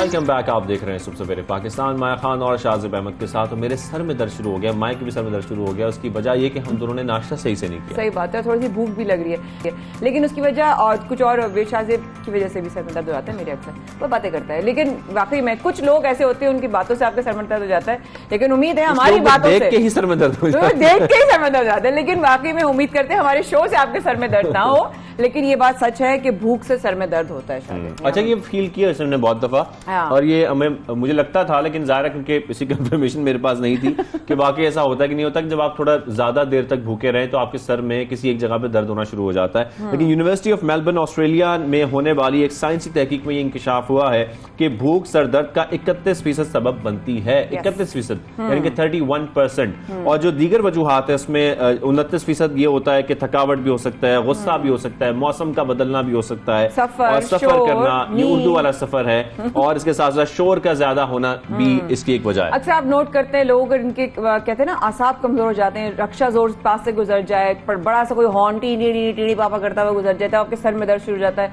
Light से कुछ लोगों के सर में दर्द हो जाता है, और इस तरह से बहुत सारी वजूहात बनती हैं जो लोगों के सर की दर्द की वजह बनती है। लेकिन ये जो शाहज़ेब ने अभी रिसर्च शेयर की है ना, इस पर आज हम बात करेंगे कि क्या वजह है भूख से सर में दर्द, क्यों होता है, क्या रीजन बनता है। हमारे साथ ज्वाइन किया है, जो हमारे साथ प्रोमो में भी हमारे साथ मौजूद थी, बट देर से बाद इनसे मिल रही है, डॉक्टर फलक कादिर साहिबा। अस्सलाम वालेकुम डॉक्टर साहिबा। वालेकुम अस्सलाम and thank you so much for having me in your show. बहुत अच्छा लग रहा है, हमें भी बहुत अच्छा लग रहा है दिनों बाद मिलकर। आप तो पहले दिन के बाद जो ना बिल्कुल गायब हो गई, आप चली गई ना, वीडियो कॉल पर नजर आ रही है। बिल्कुल, एक्चुअली आपको पता है मसरूफियात एंड देन प्लस PhD सारा पढ़ना बहुत मुश्किल होता है, प्लस जाहिर है आप बाहर भी रहती हैं तो उसमें, लेकिन आप आई हैं और आप यहाँ प्रोग्राम कैसा बनी है, आपने वक्त निकाला। क्या वाकई सर दर्द जो है वो भूख से, जो नई रिसर्च भी आई है, ऑब्वियसली रिसर्च को तो मैं चैलेंज नहीं कर सकती, लेकिन आपके तजर्बे के हिसाब से 31% तक जो है रिसर्च के हिसाब से कि सर का दर्द जो है वो भूख की वजह से होता है। Of course there is a lot of reasons of headaches, बहुत सारे रीजंस है, मिग्रेन है जिसमें हाइपरटेंशन है, आपका साइनस है, there is a lot of causes, हम ये सिर्फ नहीं कह सकते। भूख एक मेन सबब बनता है। उसकी वजह यह है कि जब हमारी बॉडी में ब्लड शुगर लेवल डिक्रीज होना शुरू हो जाता है तो ब्रेन को मजीद जैसे नीड होती है शुगर की, तो मजीद स्ट्रेस होना शुरू हो जाता है, हेडेक होना शुरू हो जाता है। दिमाग पे जोर लगाएंगे हम जितना ज़्यादा, तो उतना ज़्यादा हमारे ब्रेन को काम करना पड़ेगा एंड देन हमारे सर में दर्द। ये मैं मैकेनिज्म ऑफ एक्शन बता रही हूँ कि व्हाट इज द रीजन। हमने उसको सम अप कर दिया था कि बस भूख से सर में दर्द होता है, तो आप डिटेल बताएं। शुगर लेवल आपका बॉडी में जब कम होना शुरू हो जाएगा तो आपकी बहुत सारी बॉडी में चीज़ें अप एंड डाउन होना शुरू हो जाती है। इवन आपका भूख की वजह से आपकी बॉडी में स्ट्रेस अल्सर का भी हो सकता है, कि अल्सर भी हो सकते हैं, but headache is can be cause by the like hunger. तो बिल्कुल जो है वो आप लोगों ने बहुत अच्छा टॉपिक शेयर किया है। हम बहुत ज़्यादा ये करते हैं कि हम कामों में मसरूफ़ हो जाते हैं, ऑफिस में हमारा होता ही, और बहुत अनहेल्दी डाइट ले रहे होते हैं। हमें पता ही नहीं है कि डाइट के अंदर है क्या चीज़। लाइक हम सिर्फ पेट भरने के लिए खाते हैं, उस वक्त हम ये नहीं सोचते कि इसमें शुगर कंटेंट कितना ज़्यादा हेल्दी शुगर है, नहीं है। सो इसकी वजह से जो है वो अच्छा, ये भूखा रहना जो हम बार बार कह रहे हैं, ये भूखा रहने से क्या मुराद है? कि वो कितना गैप है आपके मील्स में, 2 मील्स में, जिसकी वजह से हम ये कहते हैं कि हम भूखा रह रहे हैं, या हमारे इसकी वजह से सर में दर्द हो रहा है, या नॉर्मली हमें कितना गैप रखना चाहिए अपने 2 मील्स में? देखिए, intermittent fasting is recommended, but बहुत लॉन्ग आप जो फास्टिंग, और सबसे पहले तो मैं ये कहूँगी ब्रेकफास्ट अगर आपका अच्छा है और उसमें आपकी सारी इंग्रेडिएंट्स मौजूद हैं, प्रोटीन्स भी, मिल्क भी एंड प्लस पूरे हो रहे हैं, हाँ, तो उसके बाद जो है आप 4 आवर्स तक इंटरमिटेंट फास्टिंग में रह सकते हैं, 4-4 घंटों की फास्ट। बट उसमें स्नैक्स लेने हैं वो हेल्दी लेने हैं। ऐसा नहीं है कि आप स्नैक्स के तौर पे कुकीज़ ले रहे हैं, वो भी बहुत ज़्यादा हाई शुगर कंटेंट जिसके अंदर है, और वो अनहेल्दी शुगर। शुगर में बहुत सारी टाइप्स हैं, तो उसमें आप स्टीविया ले सकते हैं या फिर हनी भी ले सकते हैं।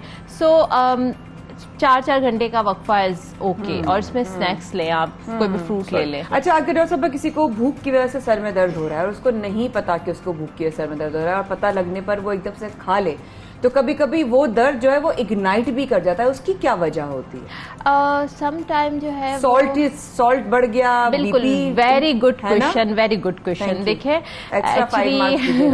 एक्चुअली हाइपरटेंशन जो है वो आपका पता नहीं होता कि एक तो आप ऑलरेडी सफर करें भूख से, और दूसरा आपने कोई अनहेल्दी चीज खा ली, एकदम से आपके सामने कोई स्नैक आ गया जिसमें हाई कंटेंट है शुगर, सॉल्ट का, तो वो हाइपरटेंशन को मजीद और बढ़ा देगा। तो इसलिए जो है जब आप बहुत लंबा फास्टिंग कर रहे हैं, बहुत लंबा आप टाइम तक आपने कुछ खाया नहीं, और कोई आपने एकदम से अनहेल्दी, क्योंकि मैं बार बार अनहेल्दी की बात इसीलिए कर रही हूँ कि आपने जब अनहेल्दी खा लिया तो मजीद उसको जो है वो बढ़ा देगा। गैसेस भी भरी हुई हैं, और वो भी सर पे चढ़ जाती हैं। गैसेस की वजह से भी हो सकता है सर में दर्द। फिर बहुत सारी और भी वजूहात हैं जिसमें भी हम जिक्र कर भी रहे थे, खासतौर पर कि जैसे कि अक्सर ये होता है कि आपको शोर से प्रॉब्लम शुरू हो जाता है, आप ज्यादा ट्रैवल कर लेते हैं, आपको सर में दर्द शुरू हो जाती है, थक जाते हैं, और फिर वो हम देख रहे हैं कॉन्टिन्यूस जो सर का दर्द है वो आपका एक जिंदगी का हिस्सा बन जाता है। क्या ये भी इसी वजह से? बिल्कुल, ये भी बहुत अच्छा सवाल है आपका, बिकॉज कुछ लोगों का मेंस्ट्रुअल PMS होता है, प्री मेंस्ट्रुअल सिंड्रोम। खवातीन को बहुत ज़्यादा हार्मोनल इश्यूज होते हैं, उसकी वजह से भी सर का दर्द होता है, और कुछ खवातीन को ये माइग्रेन जो है वो आपका इग्नाइट करता है बिकॉज ऑफ PMS। और इसके साथ साथ जो ट्रैवलिंग इज ऑल्सो, आपने देखा है बहुत ज़्यादा फ्रेग्रेंसेस भी हेडेक करवा रहे होते हैं, बहुत कुछ ऐसे लगाते हैं, कोई सामने से गुजरता है, दिमाग की मतलब वाट लग जाती है, बिल्कुल तेज स्मेल हो जाती है। तो वही रीजंस बहुत सारे हैं। साइनस भी हो सकता है, समटाइम कुछ लोगों को यहाँ पर जो है वो कंजेशन होता है, फ्लू होता है, हेडेक उसकी वजह से भी हो सकता है। Headache is just a symptom.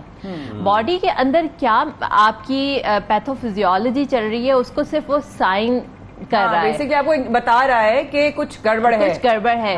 और उस गड़बड़ को फिर आपने जाके स्पेसिफाई करवाना है। अगर किसी को, मैंने बहुत सारे लोगों को देखा है बचपन से उनको माइग्रेन का प्रॉब्लम होता है बट उनको पता नहीं होता, और बहुत सारे लोगों को हाइपर टेंशन होता है, यानी ब्लड प्रेशर हम रेगुलर बेसिस पर नहीं चेक करवा रहे, हमें ये भी नहीं पता होता।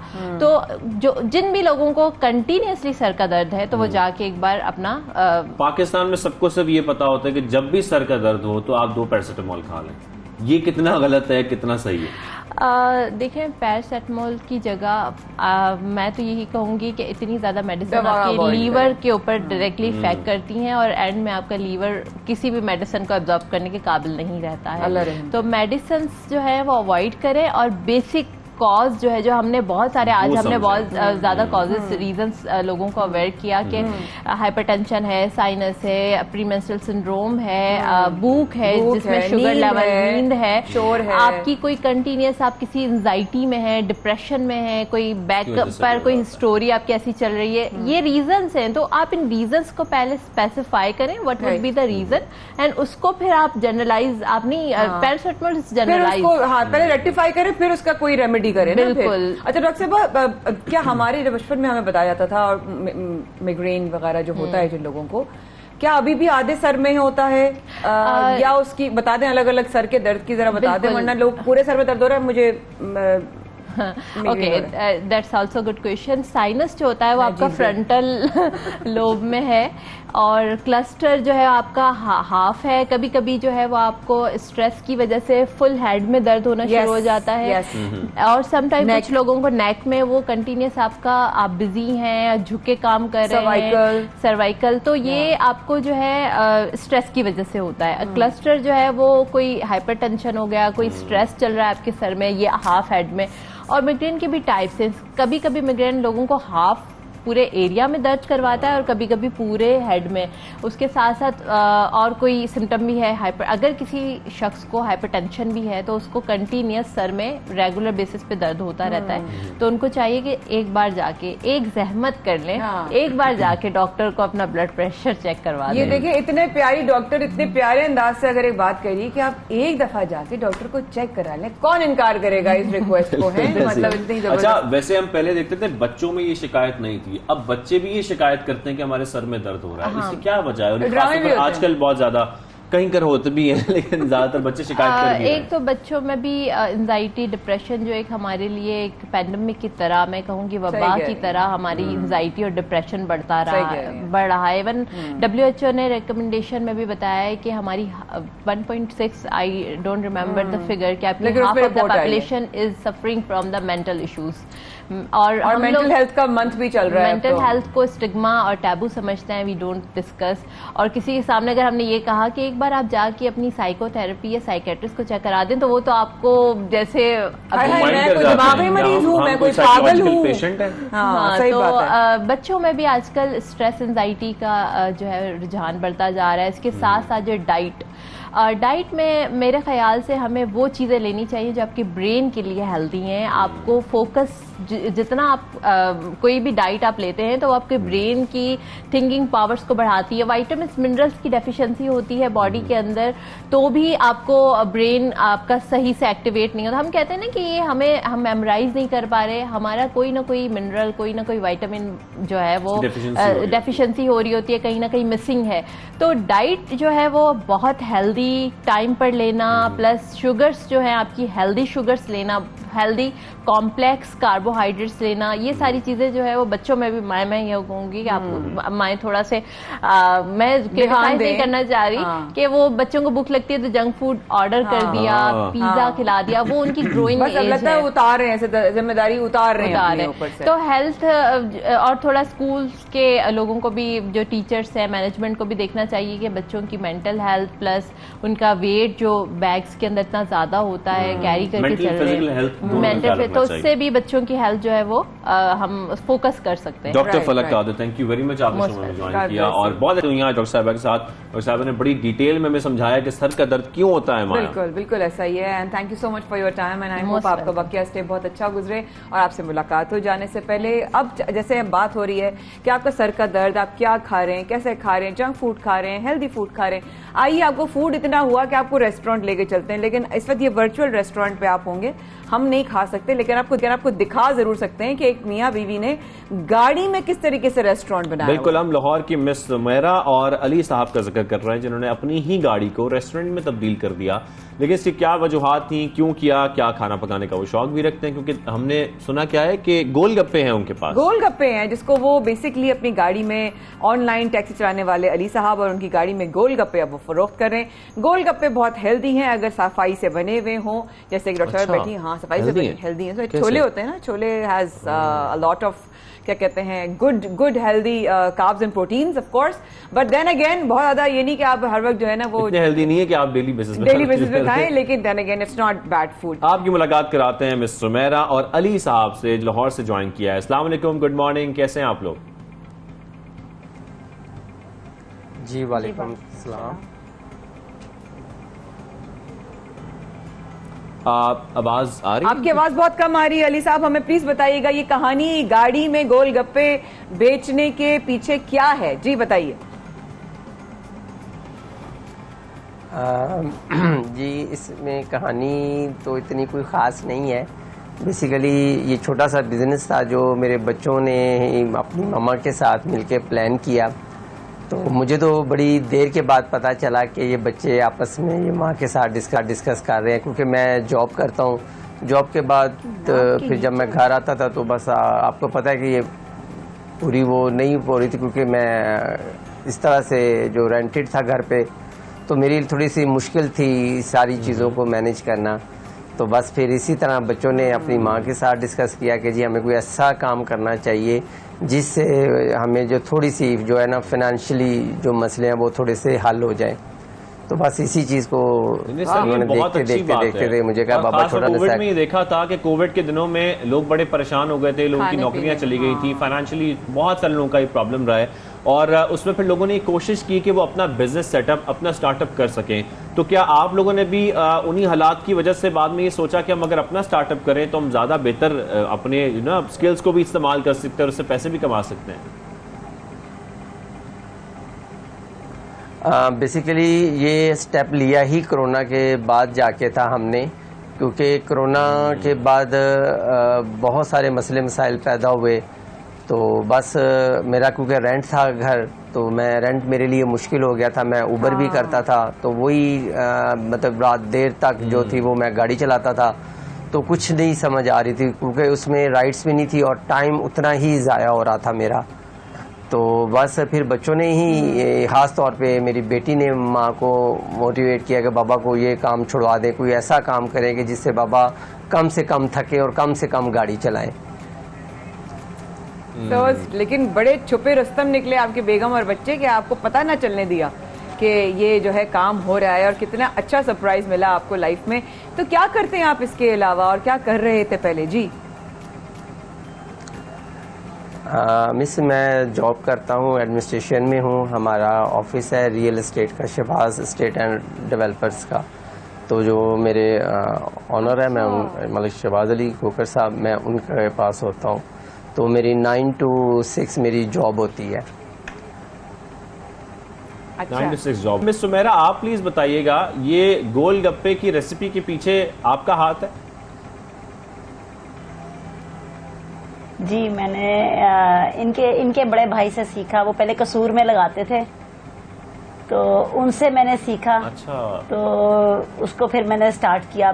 मैंने इनको कहा कि फिर हम ये चीज़ शुरू करते हैं। पहले हमने सोचा कि बिरयानी वगैरह लगाएं, लेकिन वो बहुत से लोग कर रहे हैं, तो उसको हमने फिर कहा कि नहीं, ये कोई नई चीज़ नहीं है कि लोग अट्रैक्ट हों। इनका दरअसल एक्सीडेंट भी हुआ है, इनकी टांग में रॉड डला हुआ है, तो वो उसकी वजह से राइड करने में काफ़ी प्रॉब्लम आ रही थी इनको ना। तो फिर हमने यही सोचा कि इनको छुड़वाएं, ये काम राइड वाला काम छुड़वाएं, कोई ऐसा बिजनेस करें कि इनका थकावट कम हो, गाड़ी चलाने का काम कम को। पाँव पे बहुत जोर आता था इनके, वो उसकी वजह से, गाड़ी चलाने की वजह से। तो फिर वो हमने ये स्टार्ट किया, उनसे सीखा और बहुत सारा कुछ मेंटेन करती। माशाल्लाह माशाल्लाह। हमें सैर कराएं अपनी कैंटीन की। क्या क्या है आपकी होम कैंटीन में, कैसे दिखती है, कहाँ कहाँ पे क्या रखते हैं, कितने बजे निकलते हैं, कैसे आपका जो है वो टाइम गुजरता है? जी हमें जरा सैर कराइए होम कैंटीन की। जी ये 6:30 6:30 तक घर आते हैं ऑफिस से, तो फिर हम 7 o'clock तक मून मार्केट जाते हैं, लामा इकबाल टाउन, गोलगप्पे लेकर। उसके अलावा होम कैंटीन पे हमारे पास शेक्स हैं, जूसेस हैं, सैंडविचेस हैं, चाइनीज में है, वो घर से हम लोग मेंटेन करते हैं। कि जो ऑर्डर आते हैं फिर उसको हम यहाँ से घर से प्रिपेयर करके तो डिलीवर करते हैं। अच्छा, हमारी पुरानी रिहाइश जो है वो लामा इकबाल टाउन में होती थी, इसलिए मुझे पता है कि आप कहाँ पर होती हैं। मैं जब लाहौर आऊँगा तो ज़रूर आऊँगा आपके पास यहाँ पर। और जो एक तवील आप मेन्यू बता रही हैं माशाल्लाह, इसमें बहुत सारी चीज़ें हैं, तो इसकी प्रिपरेशन में कितना टाइम लगता है? वो आप घर पे सारा काम अकेले करती हैं? और प्राइसेस भी बताइएगा। आवाज़ कट रही है। मिस, प्राइसेस तो हमने मार्केट से बहुत कम रखी हुई हैं, लेकिन बस ये है कि लाहौरियों को सबसे मुश्किल चीज़ जो है देना वो है टेस्ट। तो अगर आप उनको टेस्ट अच्छा दे पाएंगे तो अल्हम्दुलिल्लाह, मेरा ये मानना है कि फिर आपके कोई भी छोटा बिजनेस हो या बड़ा बिजनेस हो तो वो आप स्टैंड कर जाते हैं। तो मुश्किल वक्त आता है थोड़ा सा, लेकिन अल्हम्दुलिल्लाह हिम्मत नहीं हारी हमने, उसी को कंटिन्यू किया। तो बस आज हम खड़े हैं अपनी एक स्टेप ऊपर। नहीं माशाल्लाह, आप अपना काम कर रहे हैं और इतना अच्छा काम कर रहे हैं और इतने अच्छे तरीके से कर रहे हैं। अच्छा, ऑनलाइन भी जाने का प्लान है आपका कि लोग जो हैं, अगर ऑनलाइन का काम भी बहुत अच्छा और अल्लाह ने आपका हाथ पकड़ लिया है तो इंशाल्लाह वहाँ पे भी बरकत होगी। क्या प्लान्स हैं? जी,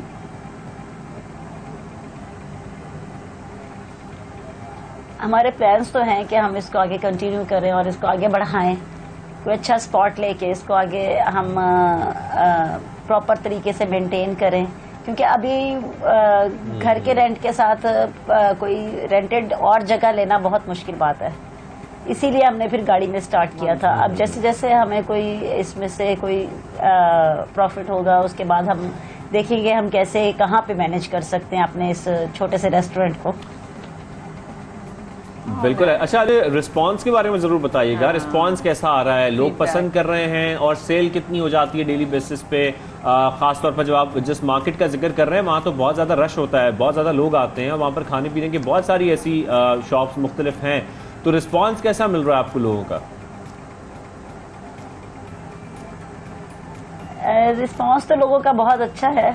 अभी तक तो शुरू में थोड़ा मसले मसाइल और मुश्किलात आई थी कि ज़रा मुश्किल हो जाता था ज़ाहिर बात है सेल करना। वहाँ पे काफ़ी ज़्यादा शॉप्स हैं खाने वाली, लोगों का ज़्यादा खाने का रुझान होता है, क्योंकि हमारे गोलगप्पे हैं वो खाना तो प्रॉपर नहीं वहाँ पे हम में बना रहे ना। लोग यही पूछते हैं कि आपके पास लाहौरी गोलगप्पे खाने से पहले, खाने के बाद हर दफा खाते हैं। कुछ लोग खाने के पहले खाते हैं, कुछ लोग बाद में, लेकिन अब आहिस्ता आहिस्ता लोग इसमें इंटरेस्ट कर रहे हैं। टेस्ट की वजह से, हमारे मेंटेन करने की वजह से, क्लीननेस की, कि घर के बने हुए हर चीज़ हम लोग घर में बनाते हैं। गोलगप्पे भी इसके बहुत से लोगों ने कहा मार्केट से खरीदने बने हुए मिलते हैं, लेकिन नहीं, हम ये घर में ही बनाते हैं। नहीं। अच्छा, फिर और ये भी होता है ना कि लोग ये भी बड़ा कंसर्न होते हैं कि घर पे तैयार हो रहे हैं तो होम मेड है, हाइजीनिक कंडीशंस का भी ख्याल रखा जाता है, सफाई का भी ख्याल रखा जाता है। दोनों आपके फ्लेवर्स में कैसे, मतलब मीठे वाले, खट्टे मीठे दोनों हैं या सिर्फ खट्टे वाले हैं या मीठे वाले भी हैं? क्योंकि मैं मीठे खाती हूँ।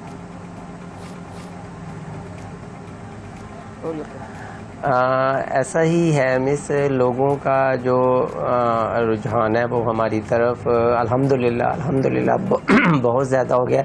अब तो ऐसा ये टाइम आ गया कि मेरी गाड़ी थोड़ी सी भी लेट हो जाए तो मुझे कॉल्स आ जाती हैं कि जी आप मार्केट में आ रहे हैं कि नहीं आ रहे हैं।